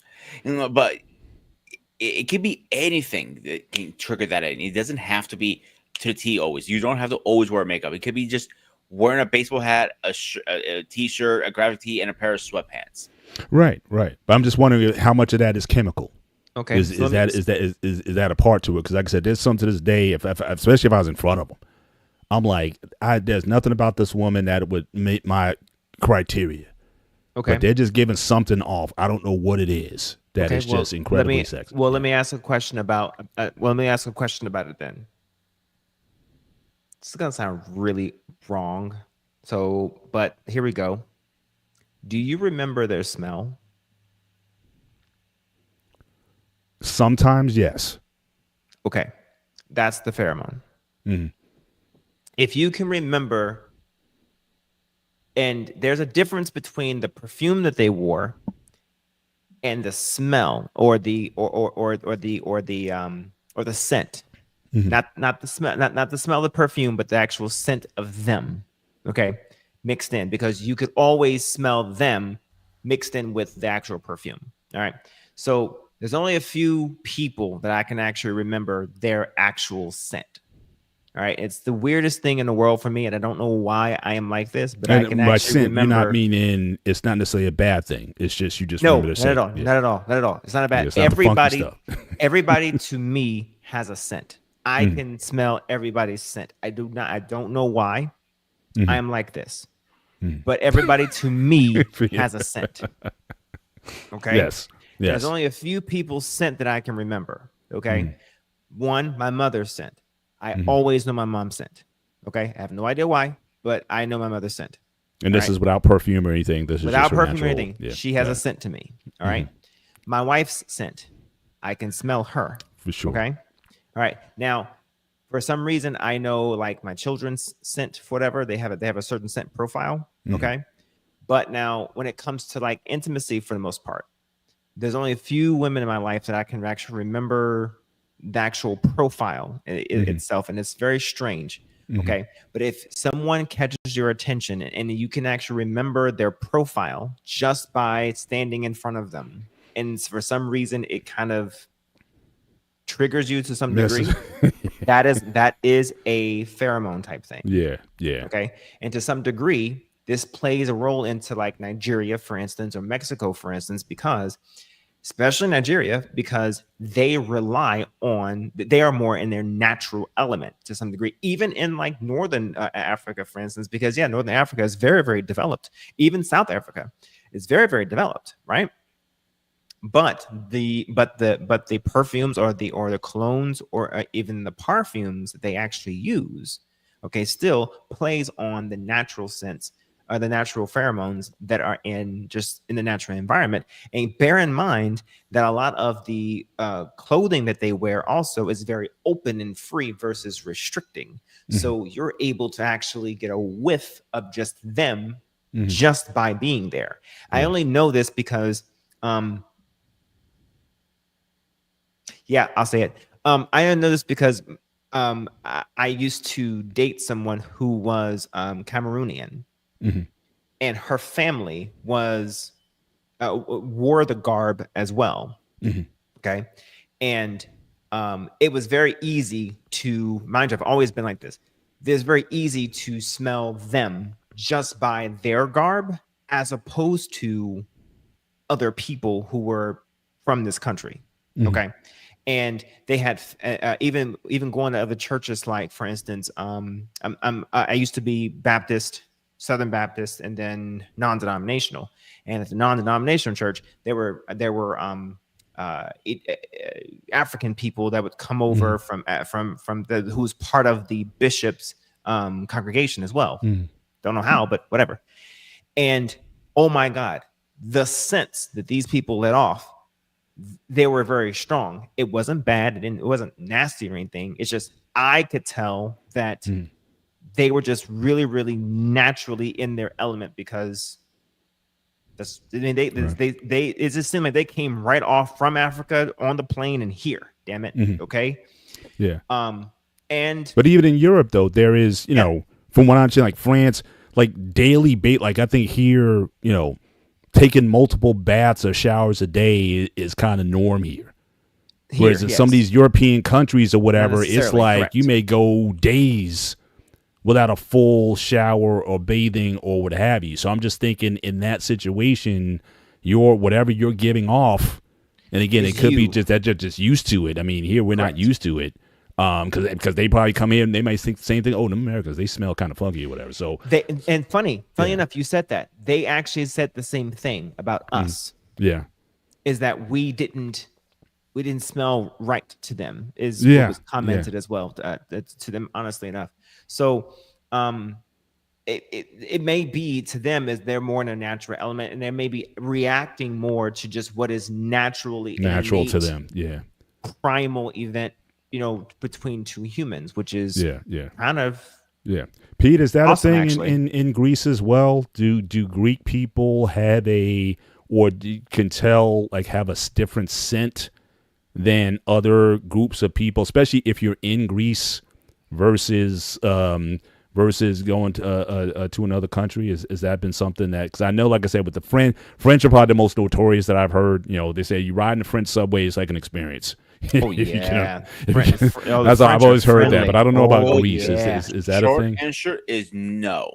Okay. But at one point with the shower and thing, it was like if you didn't get dirty, you didn't shower. Pretty much, that's normal back then. Mhm. Now it's different because back then, when I was growing up, you literally had to go turn the thermostat on, wait 20 to 30 minutes before you showered. So Right, because your water got heated up. I know even in Jamaica, how they heat the water, they had these tanks like on top of the houses, and just the natural the temperature outside, it would warm up the water. Really good saying. And so again, hot water especially is not in avid supply. Not everyone has a hot water heater. Again, that's just one of those things that you just learn. Not everyone has that same infrastructure. Yeah. Now the new houses that Greece are building since the early 2000s, thermostats are like water is instant. You don't have to worry about it. Right. Yeah. Because when they it came to the premium, you had to solar share panels. Yeah. And I remember growing up, there were times when it's like, especially a house full of people, the hot water ran out. So the last one's like, you in that shower for 30 minutes. It's like, you better get out of there. So I remember those days also. Where I live in, because every apartment has their own water here, but there are small heaters. If you're taking a long shower, towards the end, it's going to get a little chilly. Yeah, forget it. For sure. Yeah. But the sand thing, no, I have never really experienced that in Greece, to be honest with you. Interesting. Thank God, actually. Whew. Well, I'm happy that hopefully I might be going to Greece next year, so hopefully I won't have an experience that I'll be taking with me. But just steering it back to but just steering back to I guess just the overall again. I didn't want to get too graphic tonight talking about sex, because I got a link here like sexual positions by countries. Some countries, I didn't want to get necessarily headlong into that. You could have. I'm trying to maintain. All right, well, PG. Let me see. Yeah, can I share my screen? I don't know if I can share my. You sure can. All right, so I'm trying to share my screen now. Let me see if I can do this. That'd be interesting. All right. I have a theory, but I want to see. Well, let me make a prediction. All right, what do we got here? See if you can. Nah. Right now, all right. So I'm sharing my screen, but I'm not seeing. I'm not. Okay, there it is. All right. So now see if I can blow this up. Yeah. And again, and I don't even know how true this is, or where they even get these surveys from. Pete. All right. So they say in Greece, they are the friskiest. So again, this is what we started the show with. 87% of adults have it at least once a week. So it's obviously we kind of knew about that going in. Norway, most orgasms every day. Okay, right? so masturbation is definitely happening in Norway. Okay, go ahead. Indeed. All right. So UK feet and foreplay. The Great British Sex Survey revealed 1.5 million people have a foot fetish. With Not Manchester, the toe-sucking capital of Britain. Not surprised. Wow. All right. Here's Belgium, cowgirl. Interesting. Where women is on top and the man facing him is the most popular sex position in beer-loving Belgium, according to the survey. Going to Belgium. Poland, spooning. Okay. All right. So I can see that. It's cold in Poland, isn't it? Yeah, you're under the covers for sure. Yeah. All right. Russian conception day. Russian government has declared September 12th Conception Day, encouraging couples to stay at home and reproduce. Couples who have children 9 months after are rewarded with prizes. What a concept. That might, yeah. Look, I always said, if the country is so concerned about having children, make it profitable to do so, for sure. Come on, Mr. And so in the U.S., I guess we're known for threesomes.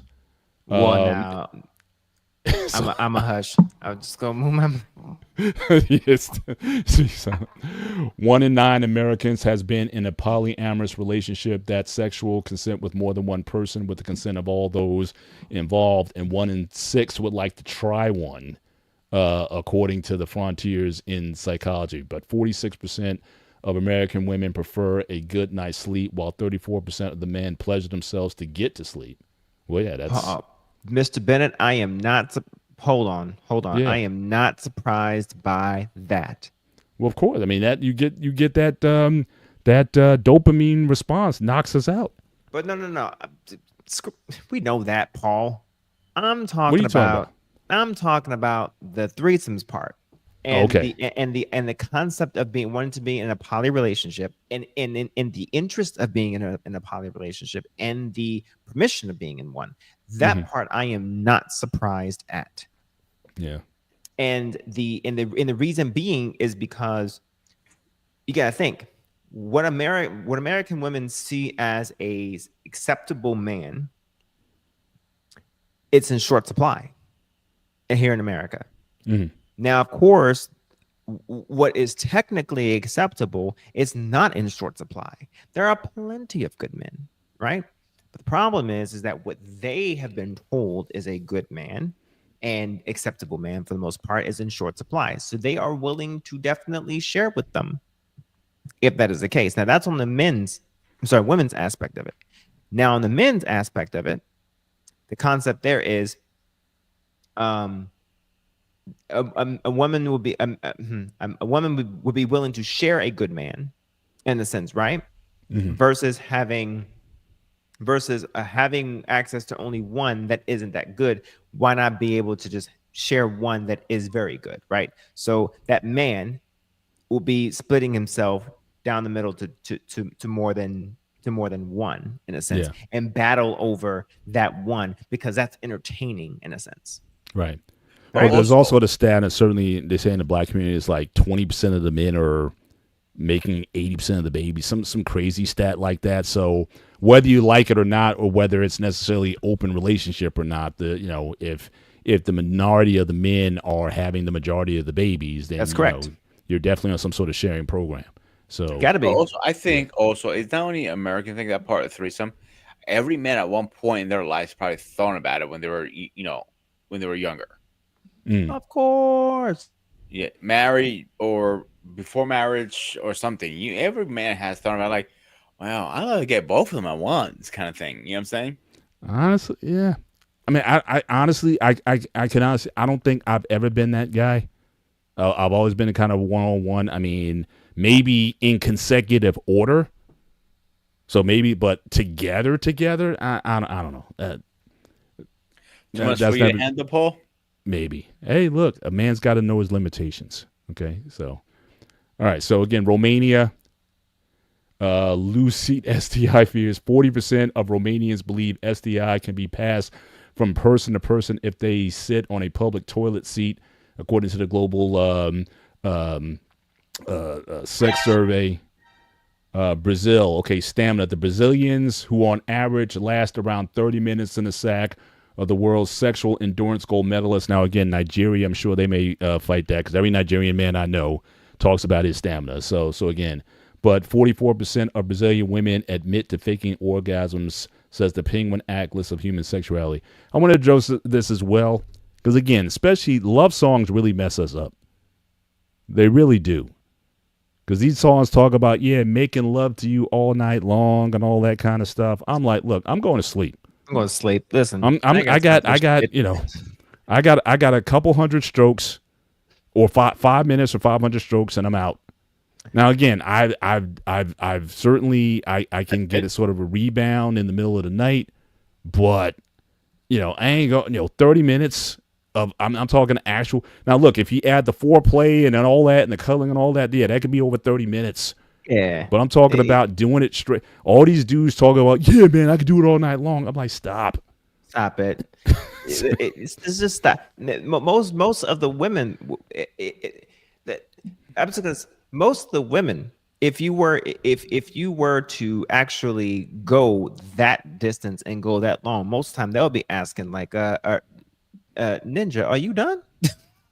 Yeah, I'll say, see, here's Wife School coming. First of all, shout out to Wife School podcast. She talked about they take their roots in herbs. No, I'm sorry. These guys going hours on end without stop. You maintain erection the whole time. Stop. That's a blue pill. That's The cat. only way I can believe there's two ways. Even with the pill or no pill, I'm saying I need a break. I'm not saying I'm not going That is nonstop. it's a pill, and you know it. 30 minutes. Yeah, I mean, no. Even corn only sites way. have cut off, and when it cuts off, you know what happened. Yeah. The only way I believe that 30 minutes bullshit if you were when you're in your teenagers. When you're a Well, teenager. okay. So wait a second. Hold on. Now I have to be objective and I have to be fair. Ready? Cool. Ready? Mhm. Okay. Go ahead. There is a technique called cliffing. Okay. Come on, press the button on me. Press the button on me. Not Ghost. yet. Not yet. Go Okay. ahead. There's a technique called cliffing. All right. And you can do this to your woman too. You can cliff. All right. Mhm. Now, cliffing is basically kind of a concept of, okay, pushing somebody over to the cliff, bringing them over to the cliff, and yanking them back. Oh yeah. You can always, So there's what you always do is starting and stopping. You can, you could. So with a man, all of our nerve endings is at the tip, right? For the most part, right? Right. So if you cliff yourself for the most part, okay, and then pull back and stop for the most part, right? What happens is you slowly but surely desensitize yourself, okay? Which basically what it does is it makes you essentially go longer in a sense by cliffing yourself, all right? Now, by cliffing her for the most part, what it does is it does the exact opposite. By cliffing her, you essentially make her orgasm for the most part go bananas once you actually get her to that point, and once you decide to make her get to that point, that's when you want to start getting into the playful aspect of giving her permission to be able to actually have her time. Right. But that's when you want to have fun. But for you, on the other hand, if you want to cliff, what you do is you essentially drag out that process by getting yourself to a point, and then you pull back, you bring yourself to a point, and that's how you desensitize yourself to drag out the process. But here's the one thing I want. All right, so I am going to get a little technical here. All right. my God! Because I think that when it comes to women and females, first, from what I understand, stats say most cannot come to orgasm vaginally. Most cannot. That they require clitoral stimulation in order to get that. You So do again, both. you could be pounding for 30. You could be pounding for 30 minutes or whatever, but a lot of times that doesn't even get it done. To be honest with you, and maybe a woman can actually confirm, but from what I've heard or listened to, most of the time they won't allow themselves to do so because most of them are either afraid to do so, or they don't know how to allow themselves to do so. Correct. Again, And that that's gets one. back to the teaching, and that gets back to, again, just the insecurities about it. But the other part of it is that it's not the pounding that actually does so. Right. A lot of men seem to think it's Exactly. it's pound, Exactly. and that's what does it. No, don't do that. Okay. See, And then we they're gotta beating go their back chest to out. school here. I broke her back. Yeah. Yeah, don't do that. Okay, Yeah, don't it's do that. cat, man. Okay, Just be don't- be nice. Okay, be nice. Okay, shit. Fuck. All right. Give her a little bit of that, and then pull back a little bit. Shit. Yeah. All Yeah. right. Indeed. Had to Indeed. kitty cat. Like I said, but I've seen, but all these Think your wife- guys, I mean, think your for wife's my cool whole podcast. life, everybody I don't know if you're every- laughing at me or with me, but shit. Thanks for laughing. Yeah, but every man, from as long as I can remember. Thank you. It's every not man is pavement. Thank you. Somebody fucking say it. Shit. Damn. Again, we're going into conversations. Nobody. I've never heard anyone with this conversation, and certainly not in the BMU space. So I'm glad we're going here tonight. But let's look at those Germans. So again, it's interesting. You talked about Japanese; they're kind of conservative. Now, again, Germans kind of have that, at least that perception of being very strict and very not showing their emotions and stuff. But it says a third of the people love to go on a nude beach, and the nation has more swinging clubs than any other country in Europe.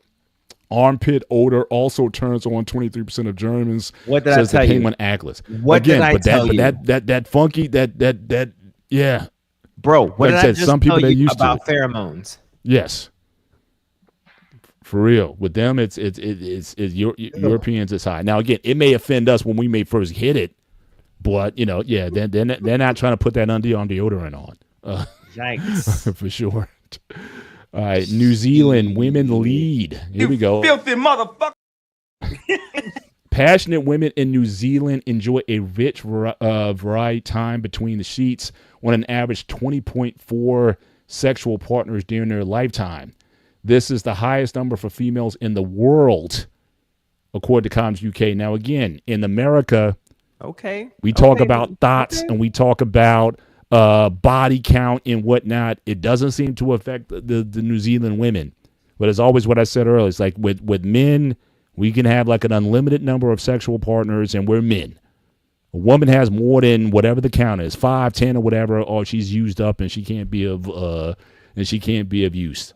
And for those of you guys who believe in soul ties, so what this is saying is New Zealand women lead the world in soul ties, if that's what your belief is. But I don't believe in that. So let's see. Austria. Studies have found that Austrian men have the highest number of sex partners globally over the course of their life, with an average of 29.3. Wow. Whew. They get it in. Thailand. More than half of the Thai population admits to being unfaithful. Having mistress is a part of Thai culture for centuries, and there is a modern trend where men and women have extra friends, not always for sex. Okay, so you got to think about Thailand. And all these guys want to go there, right? All these guys, these passport bros, where's the first destination they talk about? They want to go to Thailand to get some. And I'm thinking isn't Thailand kind of locked in a sense? Hang on. Geographically, hang on 1 second. Thailand. I want to make sure I'm getting this right. Geographically, hang on, map. The wife school, wife school is into those Irishmen. So she saw that Irish guy. She thought it was cologne, but it was just his masculine body pheromone. So there's your dating pool. So again, check out so Thailand is pretty small relatively in a sense. Right. So Bangkok is in there too. All right. Yeah. So Thailand is relatively small. So yes, the population is pretty tight in a sense. So yeah, they're pretty chummy. I'm not surprised. Proceed. Yeah. Kenya faithful, according to the Global Parenting Report of the state's world's fathers, men in Africa are more likely to have kids with 2 women or more compared to the rest of the world. But Kenyan men top the list of the continent's most faithful. So I do know of certainly having multiple wives, especially in those areas where it's like either traditional African religion or even Islam. But Kenyan men are pretty faithful guys. So there you go, ladies. Because a lot of ladies don't want to deal with men with multiple women. But check out the Kenyan brothers. And they like them thick too. Okay, interesting. Italy, oral sex and food. Oh yeah. More than 80% of Italians enjoy oral sex. According to the 2019 survey, a quarter of Italy's couples watch porn together, and 24% use objects or food as arousal.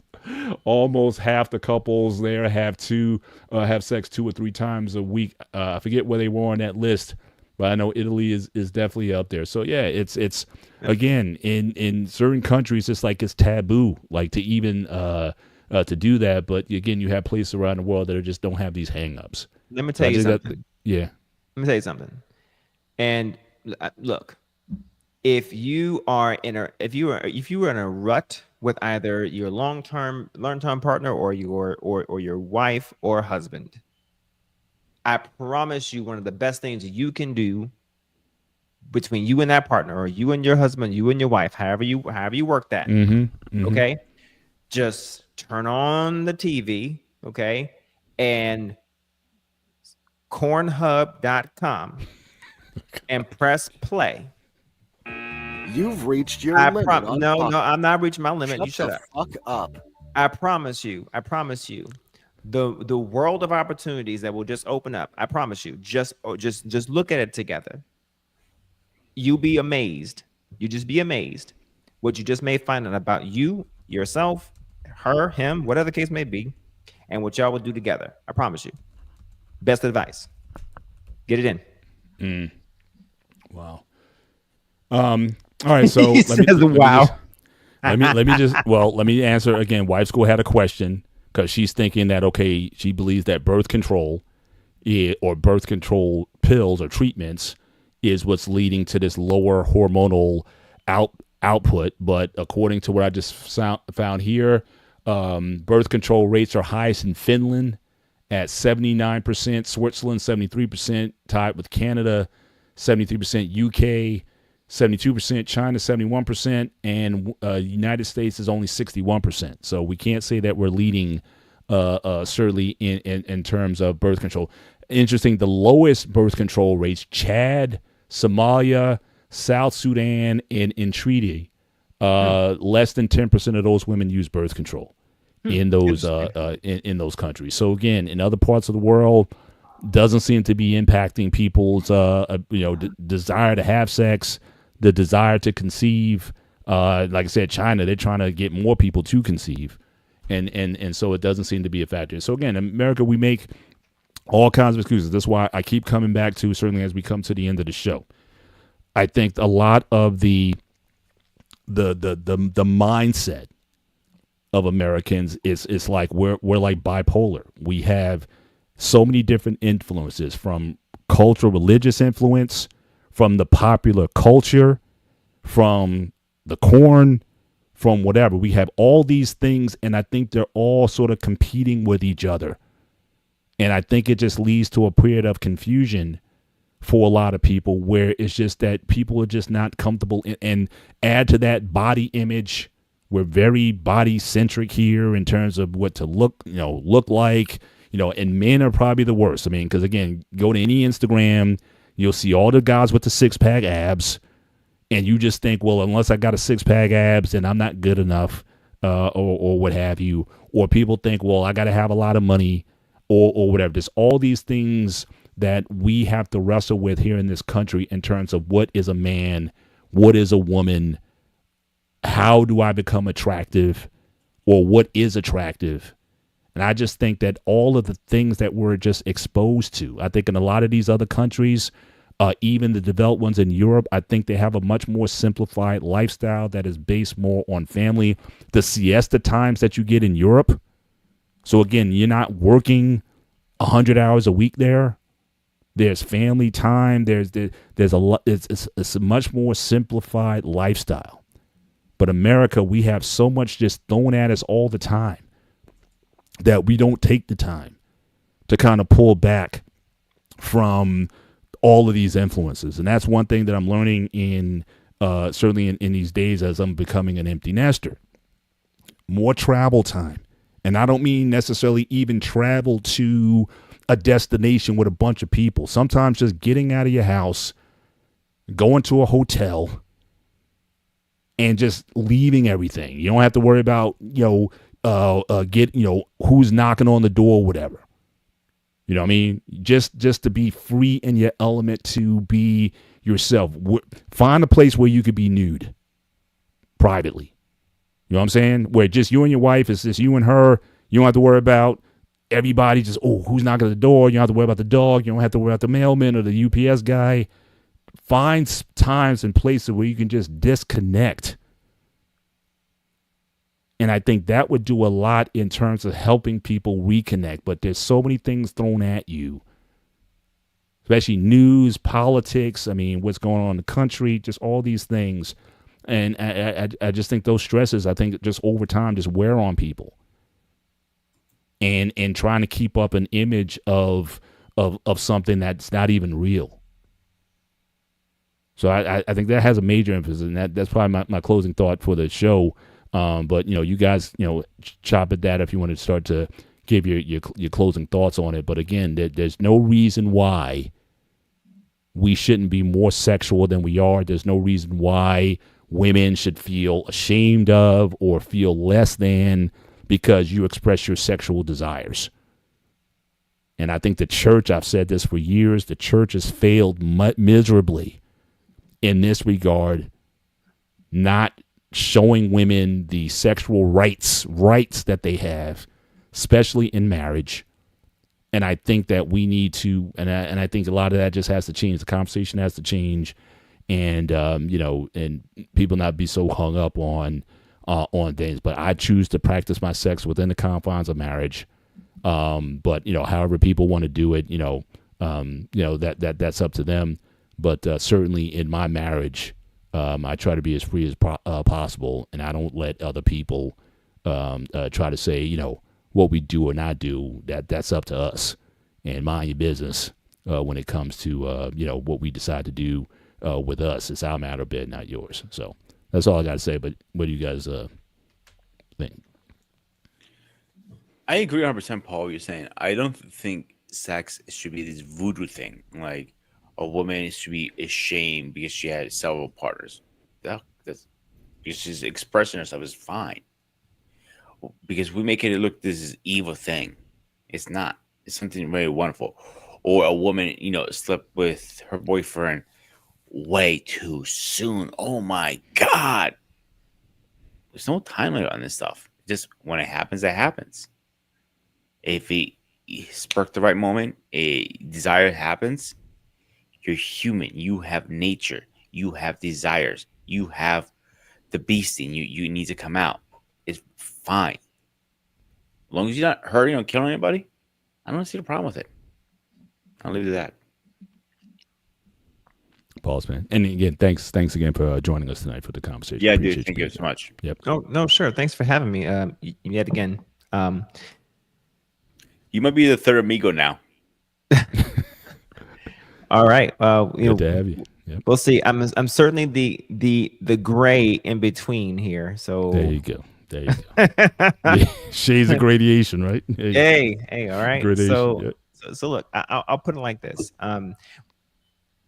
You certainly hit a point earlier. I think it was Sparta. You had said that you're certainly shocked about America's statistics because it seems like America is definitely hypersexualized. And I kind of think that we are, in a sense. I think some of the statistics that you're kind of sort of seeing is not so much relative to the typical everyday person. I think some of these statistics are seen relative to people who are willing to speak out on it. And it's mainly those individuals who are probably in committed relationships, which is more damning if you ask me. But in general, I would say I don't think we have an issue of being sexual in a sense. I think we have an issue relative to our own culture. I don't think we have an issue of being sexual because, yes, I think we are very sexual within our own sea to shining sea. I think we have an issue of being sexual responsibly and being sexual in a sense where we're not allowing our consequences therein to basically be a detriment. I think that's what it is. I think we want things to be sexual without consequences and without them to be our responsibility and our accountability in a sense. I think that's the issue for the most part. But when it comes to being in committed relationships like marriage and whatnot, I think we seem to lose the core element of what sex is. And I think we put too much on sex. Okay. And what I mean by that is we seem to think that sex equals love. And I'm going to harp back on this topic. It doesn't. It most simply just doesn't. Okay. As you can probably see throughout all the other statistics that Mr. Bennett showed, other cultures see sex much differently and much more rudimentary than how America seems to intertwine emotion and fervor into it. It's just sex. It always was, and it always will be before marriage and even through marriage. It seems to be a bedrock that you can build love off of, sure. But to me, it is just sex. All right. This whole making love, Mr. Bennett, I 100% agree with you and salute to you for making the statement that these damn love song shits seems to really fuck all shit night long because there is no difference between having sex and making love. There really isn't a difference. Okay. one is slow and one is what did the wife school podcast say? Pavement. Pavement. One is pavement. Okay. All right. There is no difference. Okay.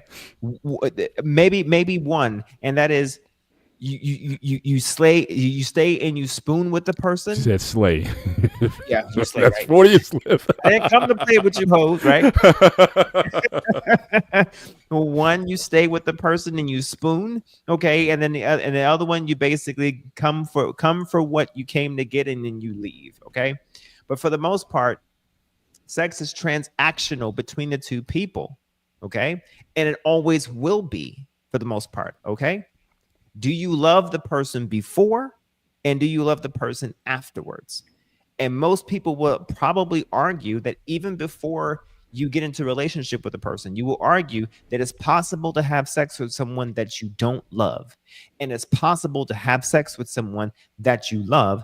And it's possible to love someone that you don't have sex with. Mm-hmm. If all three things can be possibly true, then it's possible to isolate and bifurcate love from sex.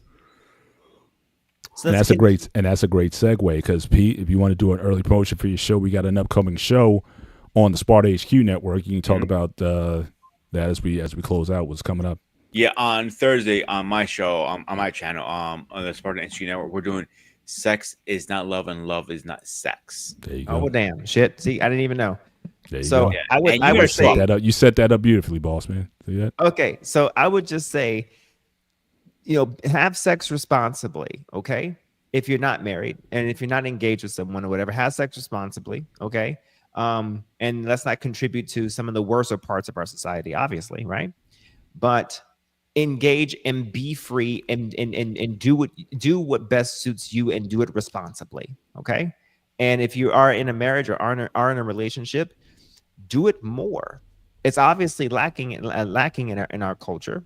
And let's not forget what it's for. It's for the enjoyment of the other person and fulfillment of the other person and yourself. And not just what did Wife School Podcast say? Pavement. All right. On that note, ladies and gentlemen, thank you once again for joining us on this edition of The Gray Area. Certainly, and be sure to, again, Thursday night, Sparta HQ Network, 9:30 p.m. Eastern Standard Time. We're going to delve more into this subject that sex is not love and love is not sex. Be part of the conversation. Love to have you guys over there. Boss man, certainly if you're not doing anything, certainly you can chime in on that show as well. I think it'll be Absolutely. fun. But with that, on that note, I am Mr. Bennett. He is the boss man and my partner here, the Ghost of Sparta, a.k.a. Peter, a.k.a. Paniotis. This has been The Gray Area on this Sunday. You guys have a great week. Take care. God bless. And we'll see you next time.